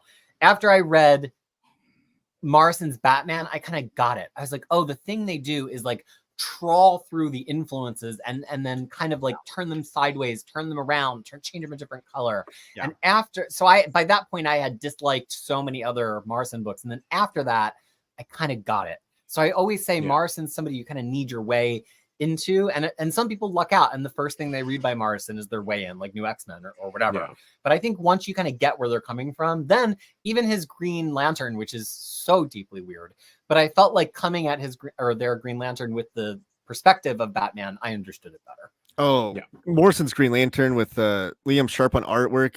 That is an absolute so bad. That's so good. It's so weird. It is one of the so most fun. deeply weird mainstream superhero comic books I've read. And I love it it for that reason. Like Exactly. early Morrison stuff from Invincibles onwards is garbage. Oh, I interesting. like Morrison. I like Morrison on Hot Santa with Dan Mora. Look, that is like I the love most Santa. Hot Santa. famous. That is the Can I most change my famous- vote to Hot Santa? Or that's not a DC book. Change your Dang name to that. it. No, I'm kidding near mint, and you have to deal with it because you took the virtual crowbar to me. Wow. I Wait, feel like wait, there's a do another story there. poll and see if Kid Omnidog gets the crowbar. I'm yeah, happy to crowbar that one. All right, I'm about to call it on the poll. If you can't figure out how to vote, I'm sorry. You can vote next time. All I know is Animal Man beat Doom Patrol as it should have. All right, the poll is over 36% voted for Superman. 31% voted for let's see, 31% for Fourth World. Animal Man coming in very close, 16%, beating out Doom Patrol, coming in dead last. Can I just say something? No, I think you've done. You did. You said enough. What is it? You not? had Too much. Let me guess. Play him off with the Oscar music. I think you've had 3 Evergreen shows now, and I think Jack Kirby has no representation on any of these shows, and that is a travesty. fine. We'll do a top 10 Jack Kirby Evergreen. That is a travesty for everything that Jack Kirby gave all of you. None of your shelves would exist without him. Personally, I think it's I mean, yes, you're phenomenal correct. that this many illiterate people were able to use a poll on YouTube. Honestly, I look at this and my thing is getting in aside. I feel pretty good about this. Like if I hate the if fact that somebody you was like, more I have Batman titles in there. $1,000. Actually, If someone thrillingly, said I have $1,000, give me 10 DC books that are the definitive DC books. I think we made some pretty good. The only kind of weird choices are the final 2, but they're still great. They're just, modern. They haven't had time to accumulate that cachet yet. But this Most is a damn importantly- good list. most importantly, I had a perfect score. Me Most too. importantly, yeah, And Peter too. Are you serious? You Yeah. did? I did. I look, I know my Batman got voted in there and my Wonder Woman. I don't like it. I don't like that there's 4 Batman centric books in there. And regardless Yeah, of how I feel about Gotham Central, I think it's phenomenal. I love it. It's still at the end of the day a giant bat symbol that's going to make that book. Yeah, move. Yeah, And- but and he's this is- barely in the book, Omar. No, I know. I agree with that. it's just the You price they can't, pay so for. you're saying other Gotham books can't make it on the list because you have a Batman quota? I think there's 4 Batman books. That's too many. I'm just- not a I'm Batman just- That book is a Hey, Batwoman I book. believe I think I figured it out. This is why DC doesn't talk to Omar, because he doesn't like he thinks they have too much Batman. This I is don't care. They went to him and said, "Hold on, we have 4 Batman omnibuses we want." If you're And he gonna said, have a "Oh, that's too list of Evergreen, to me, it needs to show the love a little bit out, like a little bit more than just Batman. There's with 2 Superman books, 1 Wonder Woman book, and then everything else is Harley Quinn, Green Arrow, and New Teen Titans. And then there's nothing wrong with using Titans. I just thought that This is does just a kind of product. It's a play, product of yeah. us Frankensteining everything together. If we were sitting down and like doing this globally, oh we'd be yeah, like, we have to absolutely. have Flash, we have to have Green This Lantern. definitely makes it more fun. Yes, But also surprising that everybody voted for Batman. I was what? Honestly, this is a strong list. I think the only one that sticks out to me is the Superman one. Superman by Tomasi. The other 9, I think they're strong picks. I could see them being evergreen picks. I agree with that. The voters have spoken, Taylor. They love Kid John. It's over, Taylor. It's over. I think some people in this panel have some alternate accounts they were using to vote. I think Jake over there, he was a little busy during the voting process. I'm gonna let the chat vote for the Flash Omnibus and the Green Lantern Omnibus. How about that? Is that cool? Sure. Yeah. Are you I'll putting say those- one more hold on. thing too Are about you like putting the Silver Age having in there? eyes open I want by these books this to run. sell.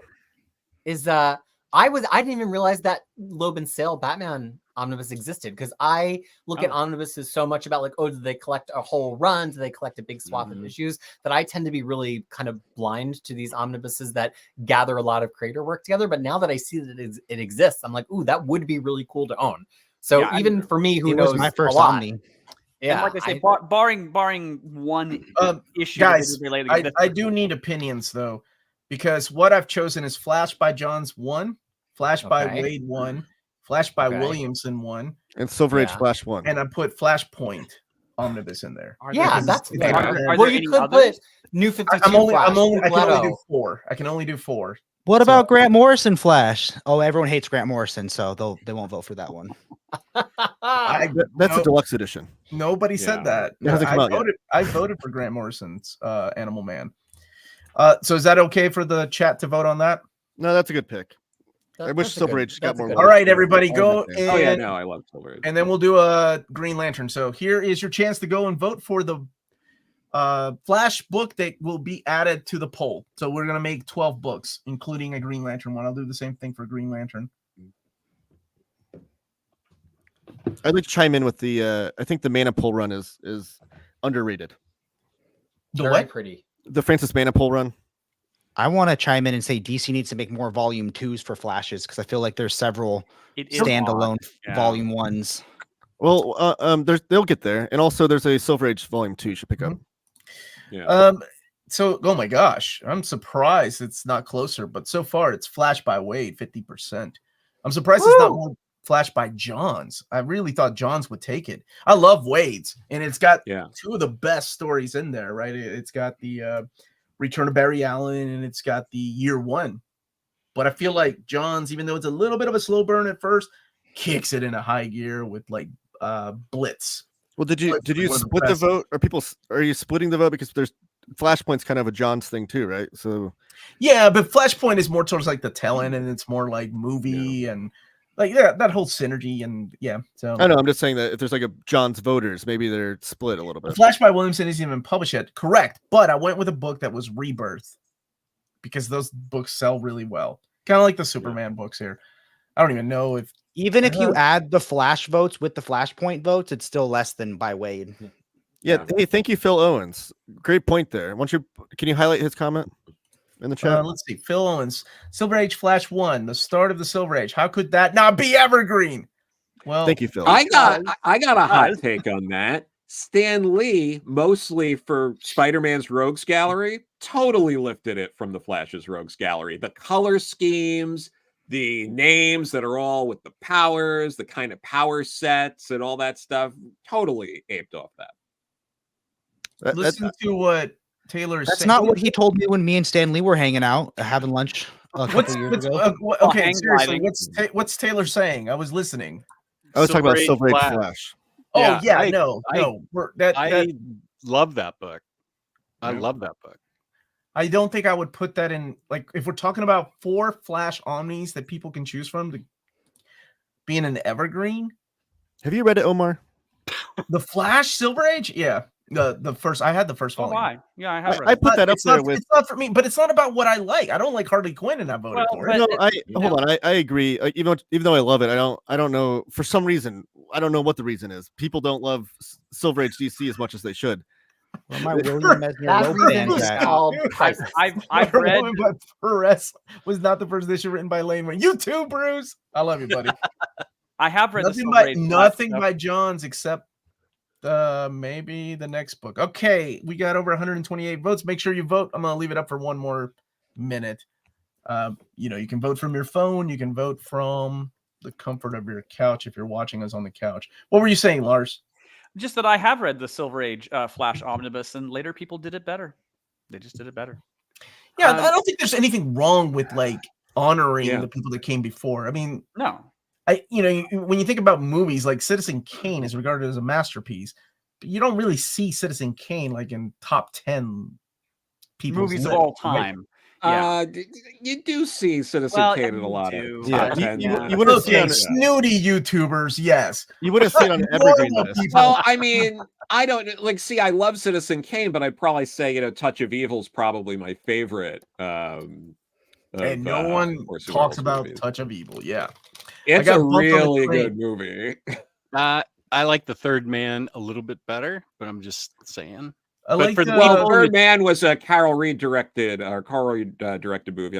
We're adding Flash as the 11th book, and then the 12th book will be a Green Lantern book that you. Oh, we're only talking about Orson Welles directed ones. I was meaning him directing, but The Third Man is. I actually was at was it there was a screening at Film Forum a couple of months ago, and I got to see it on the big screen, which is incredible. Ooh, that was Phil Owens with another great comment. Can we just add Phil Owens to the chat?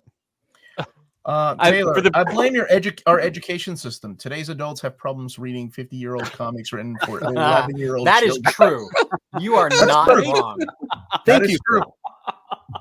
He's not lying about that, though. That is a lot of truth behind that. So the problem is it all has to do with pacing, right? The thing that people don't understand sometimes when people say the Silver Age just has too many words, it's not that they're saying that it's too wordy, it's that the pictures are self-evident to us now as experienced comic readers. But in the 1960s, you had to narrate action of the pictures. And the anecdote I always tell is when I used to read Claremont X-Men to my daughter when she was 5 and 6, I would explain the action in the panel, only then to realize I had almost word for word said what Claremont wrote in the caption for the panel, because he was explaining the action in the panel. And the thing I always say to modern readers is you can just skip the narration in Silver Age books. You don't have to read it. It's for that's good advice. Understand the comics medium in the way that's the way my brother read them. Understand the comics medium.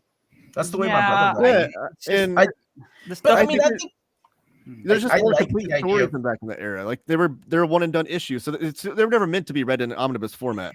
True. But yeah. If you so the issues, Flash, it looks like we're adding Flash by Mark Waid. Already there. If you hit reload, my friend. Awesome. Nice. Let me. And the other thing I'll say about older books while Omar puts together the next poll is, I do need some help with this one. Actually, hold on. You're screwed on that one because your choices are Green Lantern by Jeff Johns. I'm not screwed. You're screwed. Hold on. Green Lantern by Jeff Johns and Green Lantern Core. There's only two, right? Yeah, there's no Silver Age. There's the Green Lantern Silver Age. Sorry. There's Blackest Night is what I was going to add, but I just want to make sure. Oh yeah, do that. That'll win. Okay. Also, for the people yelling about things that aren't included, it's because they're not in omnibus format. Yeah, that too. Yeah, like Swamp Thing by Alan Moore is just not in omnibus format. And I just want to.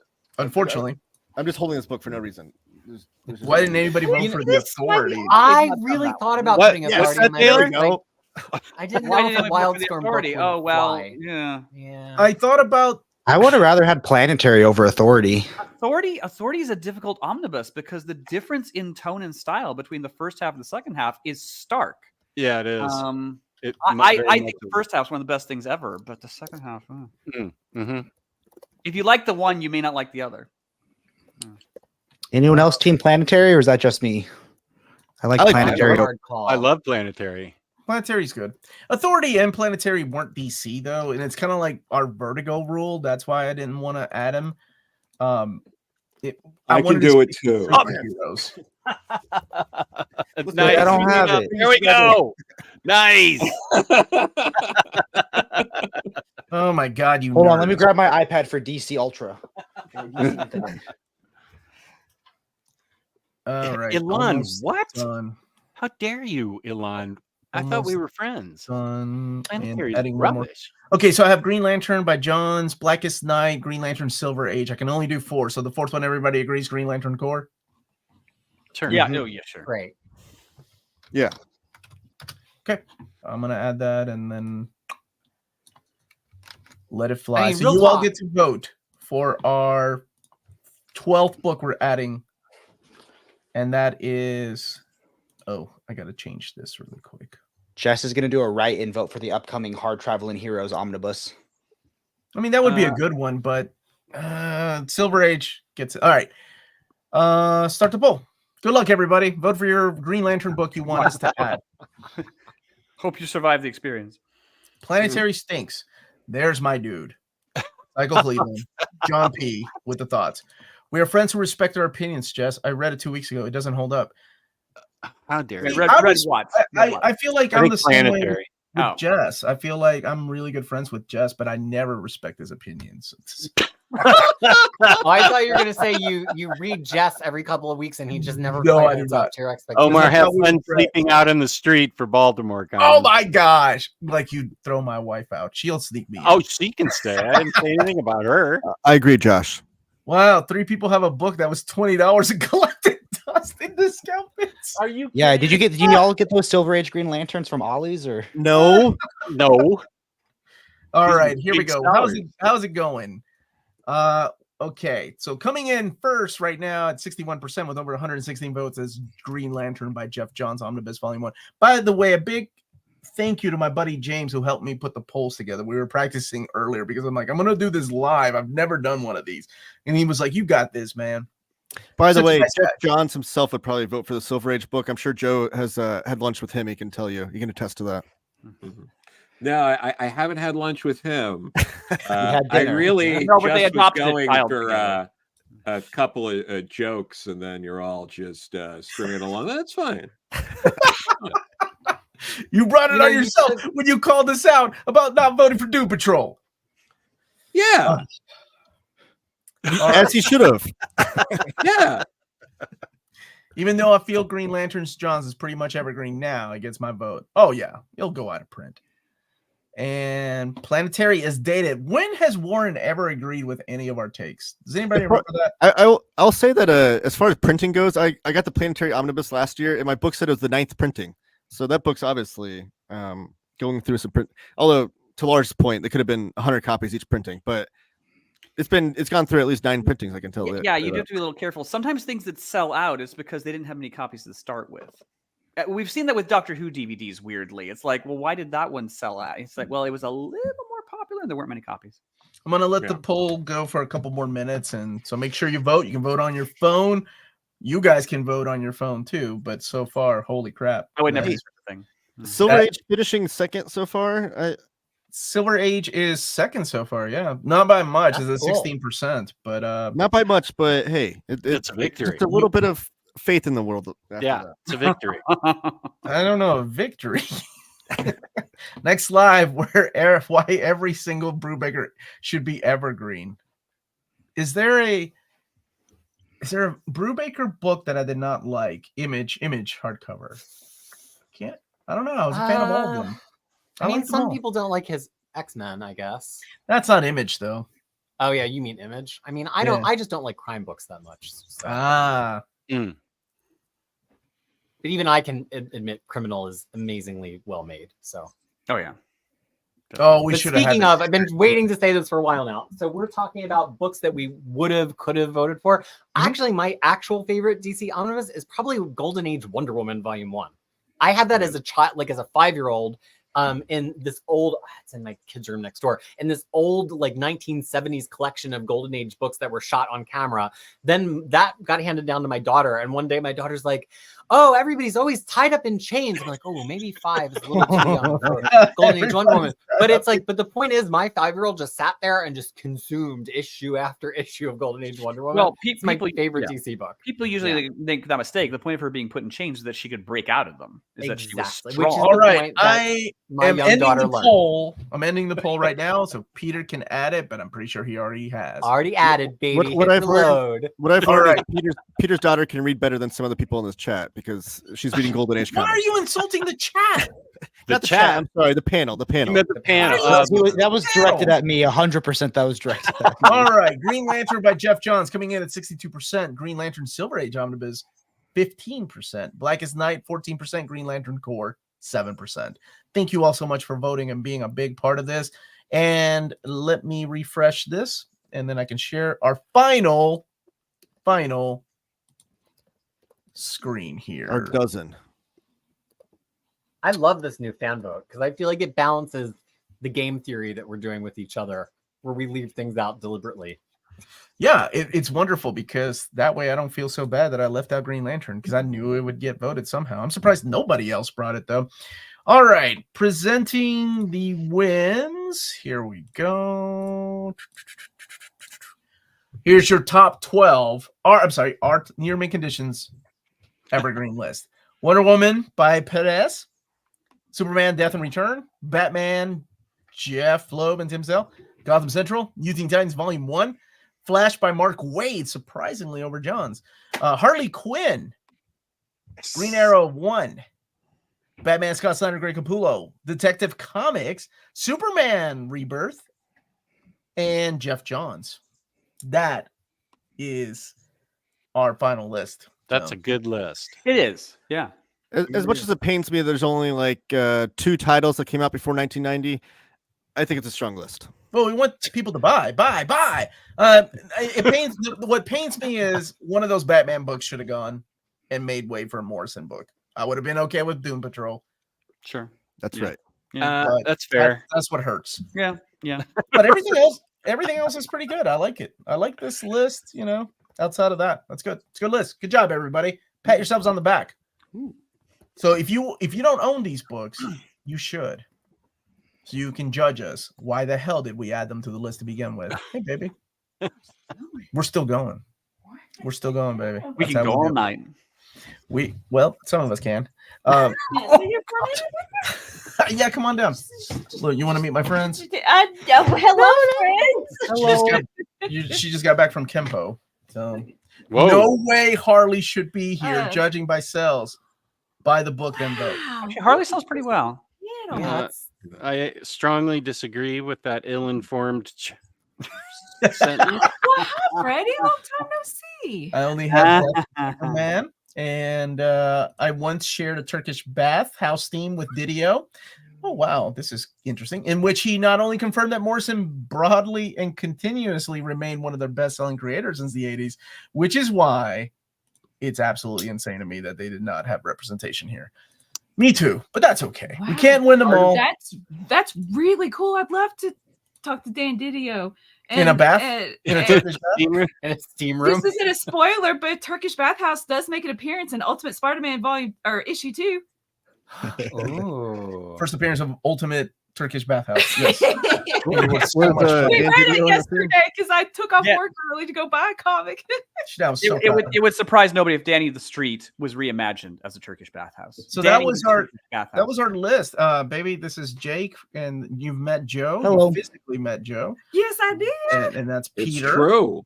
And Taylor, you've known Taylor for a while, and that's Omni Dog. You know that guy. Are we still on for May 23rd? Oh wait, I stopped waiting. I mean March 23rd, Melanie? Yes. It's my And thank birthday you guys month. thank you guys for saying hi in the chat. Thank you. Norwegian Assassin is Lars. Yes. So, and then there's us. And that's it. Oddfell was here earlier, but she went to go see a movie. But I did cast in her votes, and that's how. Do you guys have any more votes? Are you done? No, we're done. What would you have done? We're not doing any more votes. This is really cool. It's a cool setup. Yeah, Well, it was may really have fun helped us to have fewer because we choices. involved the chat. So Yeah, the that's chat cool. voted for the 2 last ones, which is the Flash and the Oh, not Green for all Lantern. of them? No, although we Oh, may, for the last I two, don't okay. know. It's kind of fun to letting the chat chime in and voting. It's kind of fun to let them do that, and because you never know where the chaos is going to go. Connor's on there. Yes, Peter, how did you describe Harley Quinn? Tell Melanie. Bad? I don't know. What did I say? Oh, you said I edge don't. lord. I never said that. The chat said Edgy that. jokes. Edgy jokes. Sorry. We got jokes. I just there are some creators out there whose sensibility do not work with us. Like for me, Tynian hits every time. Every joke Tynian makes, I always get. I think we're similar ages. We have similar references. I always find his funny stuff funny. For some reason, Connor and Palmiotti, I do not get their humor. Like I see a panel, I'm like, this is supposed to be funny. And it kind of just like goes right past my head. It's pretty slapsticky. So if you're not into slapstick, I can see how you wouldn't dig it. I like slapsticks in movies. I think it's got to be motion picture. Like Clue is my favorite movie, which is incredly slapstick. Really? I love that movie. Wow. Yeah. It's a very good movie. I told you. But not your favorite movie. No, I mean, I don't know, like Chinatown or The Conversation or things like that. Oh, yeah, I can see that. I like Chinatown. It's a classic. I don't read well enough to watch movies from before 1980, Joe. No, but genuinely, I love Clue. It's a fantastic movie. Great movie. Somebody was asking what the next Evergreen list is going to be. I think it's Epic Collections, right? It is March, so I'm gonna pick X-Men. Oh, it's my birthday month, so I want to fight over what X-Men should. What will happen if Uncanny X-Men Volume 1 doesn't make it?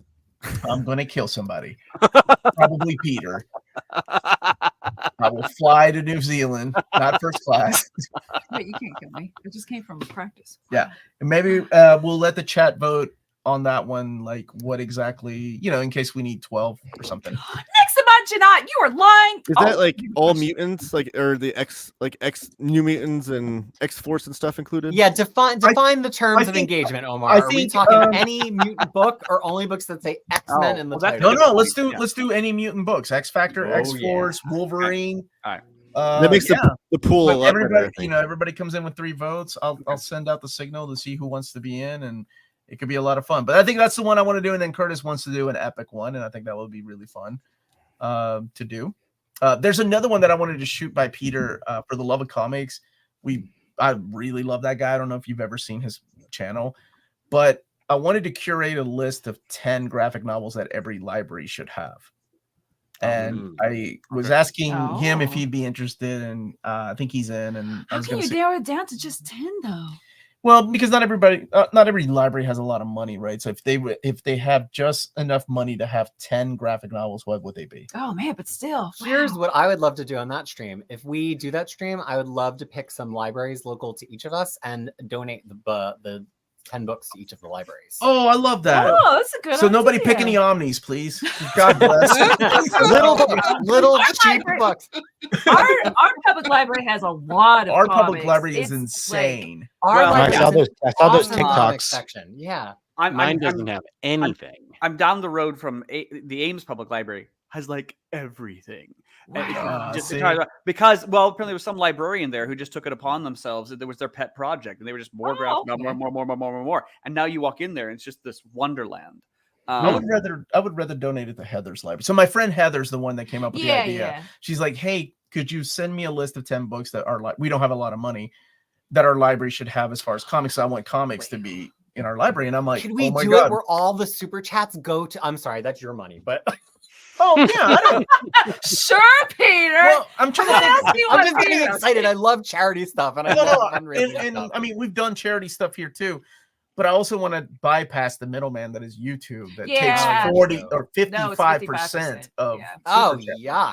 No, I'll just buy all 10 for Heather. I will think of a way to do that. But that's wonderful. I like the idea of donating to a charity or a library. But I will talk more about that later on. I just want to thank you all so much. I've taken so much of your time, almost 3 hours. This was a blast, and you guys are always welcome back. And at the end of the day, we all fight. But the important thing. Did anybody's feelings get hurt? Mine. Thanks to self-delusion, we all won. That was creepy. Your face. But thank you all so much. I'm sorry, Taylor, you lost out with all your love for the Golden Age and Silver Age, and can't win them all. I hope that the panel can learn to read some of these books that are on the shelves after this. I think he's still bitter about the. He's going to take it to his grave. Yeah, Harley Quinn. I'm just going to remind you, Harley Quinn beat out Fourth World. Oh, it's just mad about that. On that one out. That's not the one I'm upset about. That one makes sense to me. No, Taylor, what? when we come back I don't for the like next the book. stream, I I just don't like want the you to book, remember but- that I flipped to yes on Fourth I know. World at the Yes, end. Joe, Peter, you guys are on my good list. I almost did, but then I own Fourth World. Oh, you own it. Did you read it? Okay. Did it? I looked at the pictures. Taylor only shops at Ollie's. That's my he reputation now. has an Ollie's discount code. There's nothing wrong with Ollie's. Yeah, Ollie's discount code. No, I decided to be kind. My blood pressure is fine this time around. I'm not as passionate about DC Omnis as I am X-Men. So the X-Men one's gonna be. Keep in mind, it's also my birthday, so be gentle. But before we go, I do want to go around and let people tell a little bit about themselves and where you can find them, their work, and if they're online, their channels and stuff. So Jake, take it off, buddy. What do you got? Where are you at? Yeah, this was a huge honor to be here. I mean, I've watched your guys' streams for a while, so it's always an honor to get called up to the big leagues. But you can find me at The Brave and the Boys. We're The Brave and the Boy on TikTok. We have an Instagram. We have a Discord. And we just like talking about comics. And this was the best way to spend a day at work. So I work remote now, so that was on the clock. Sweet. Nice. Love it. Joe. Oh, thanks, James. Joe, putting it in the chat. Thank you. Joe, what about you, buddy? Where can people find your work? What are you currently working on? Who's publishing the book? Well, currently I have the King Arthur and the Knights of Justice Volume 1 from Maverick, the Mad Cave imprint. That'll be out April 24th, but you can pre-order it now. Why wait to give them money? And you could also get from them Beckstar and Dahlia in the Dark, which I did through their main imprint. I did some shorts through Archie that they just put out the end of last year at their Chilling Adventures trade paperback. Yeah, so that was a lot of fun. I did a series with Rachel Pollack. It was her last major comics work, The Neverending Party, through Comixology Originals that you can get through Dark Horse. And there's a bunch more stuff to come. So, yay. Excellent. Kid Omnidog had to go. He got called in. His boss was watching the stream, and he's like, "Get your ass back here." Bragging about being at home working. Peter, what about you, my friend?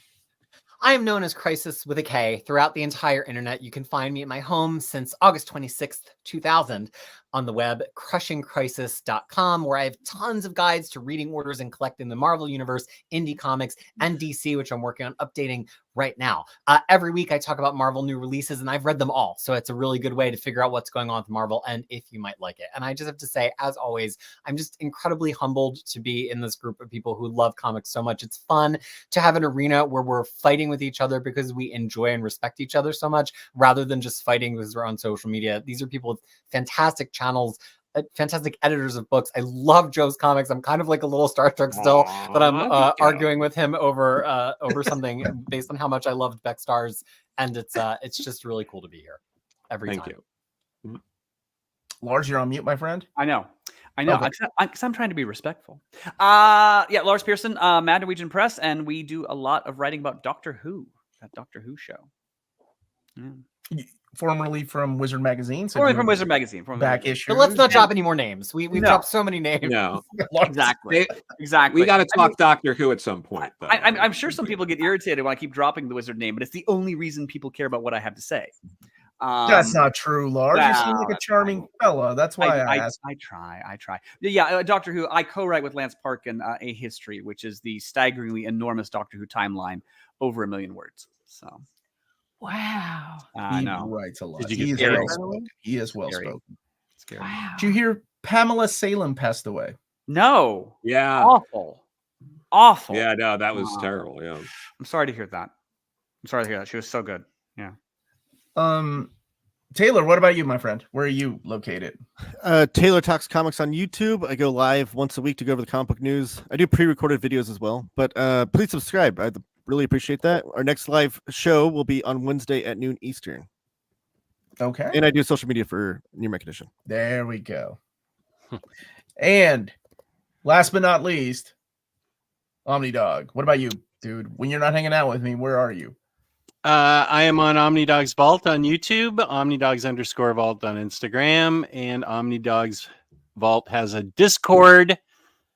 This also was a great honor for me to be included on this. I love talking to everybody, and this is easily the highlight of the month for me. I excuse me, I will be talking behind the scenes when I can get Crushing Crisis back on my channel for the second of it's a 3-part now, X-Men, reorganizing my X-Men collection. It was easily the most popular live stream I've had in a long time, and people are begging more Crushing Crisis. So I will be very happy to make that happen. With all those X-Men books I saw at your house, I don't know how it's only 3 parts. That would have to be a multi-part. I am the Uncanny Omar. This is my wonderful wife who just came in from Kempo because she's a complete badass. She's got a 4th degree black belt, right? Yeah. 4th degree. Yeah, brag about yourself, baby. Omni Nation, thank you. There you Yeah, go. everybody's saying such great things about you guys in the chat. You can find me teaching English all day, every day. Telling kids today that you read comics while you were driving before we started dating. Oh, I used to do that. Yeah. And some kids said, "What a nerd!" And I said, "That's why I'm married." I would have whooped that kid's ass if I was younger. Correct. The Astonishing Melanie will be on Saturday night, March 23rd with me. Saturdays in the Batcave. That's my birthday. Except we don't have the Melanie. cool thing where I go like this and it's like, oh, there's balloons and hearts. Oh, and he's golden iMac. horseshoes. He's using his iMac. iMac. And I am the Where is Uncanny. this jealous. thing? There it is. Omar. There you go. I'm showing you hearts, Melanie. Even though you're making fun of them, I'm showing you hearts. Thank you. And I am the Uncanny Omar. I'm out of here. I gotta go eat some dinner. And again, Oh, thank you you're to my gonna eat- oh my panelists. gosh. And thank you all so much for watching. Smash that like button on the way out. That's it, everybody. Have a wonderful night. Thank you. You want to end it, baby? What? Well- No, it's your all show. Go ahead and all you gotta do is hit the button. Oh, well, stay minty. Look, Taylor didn't even wait. He was like, I'm out of here.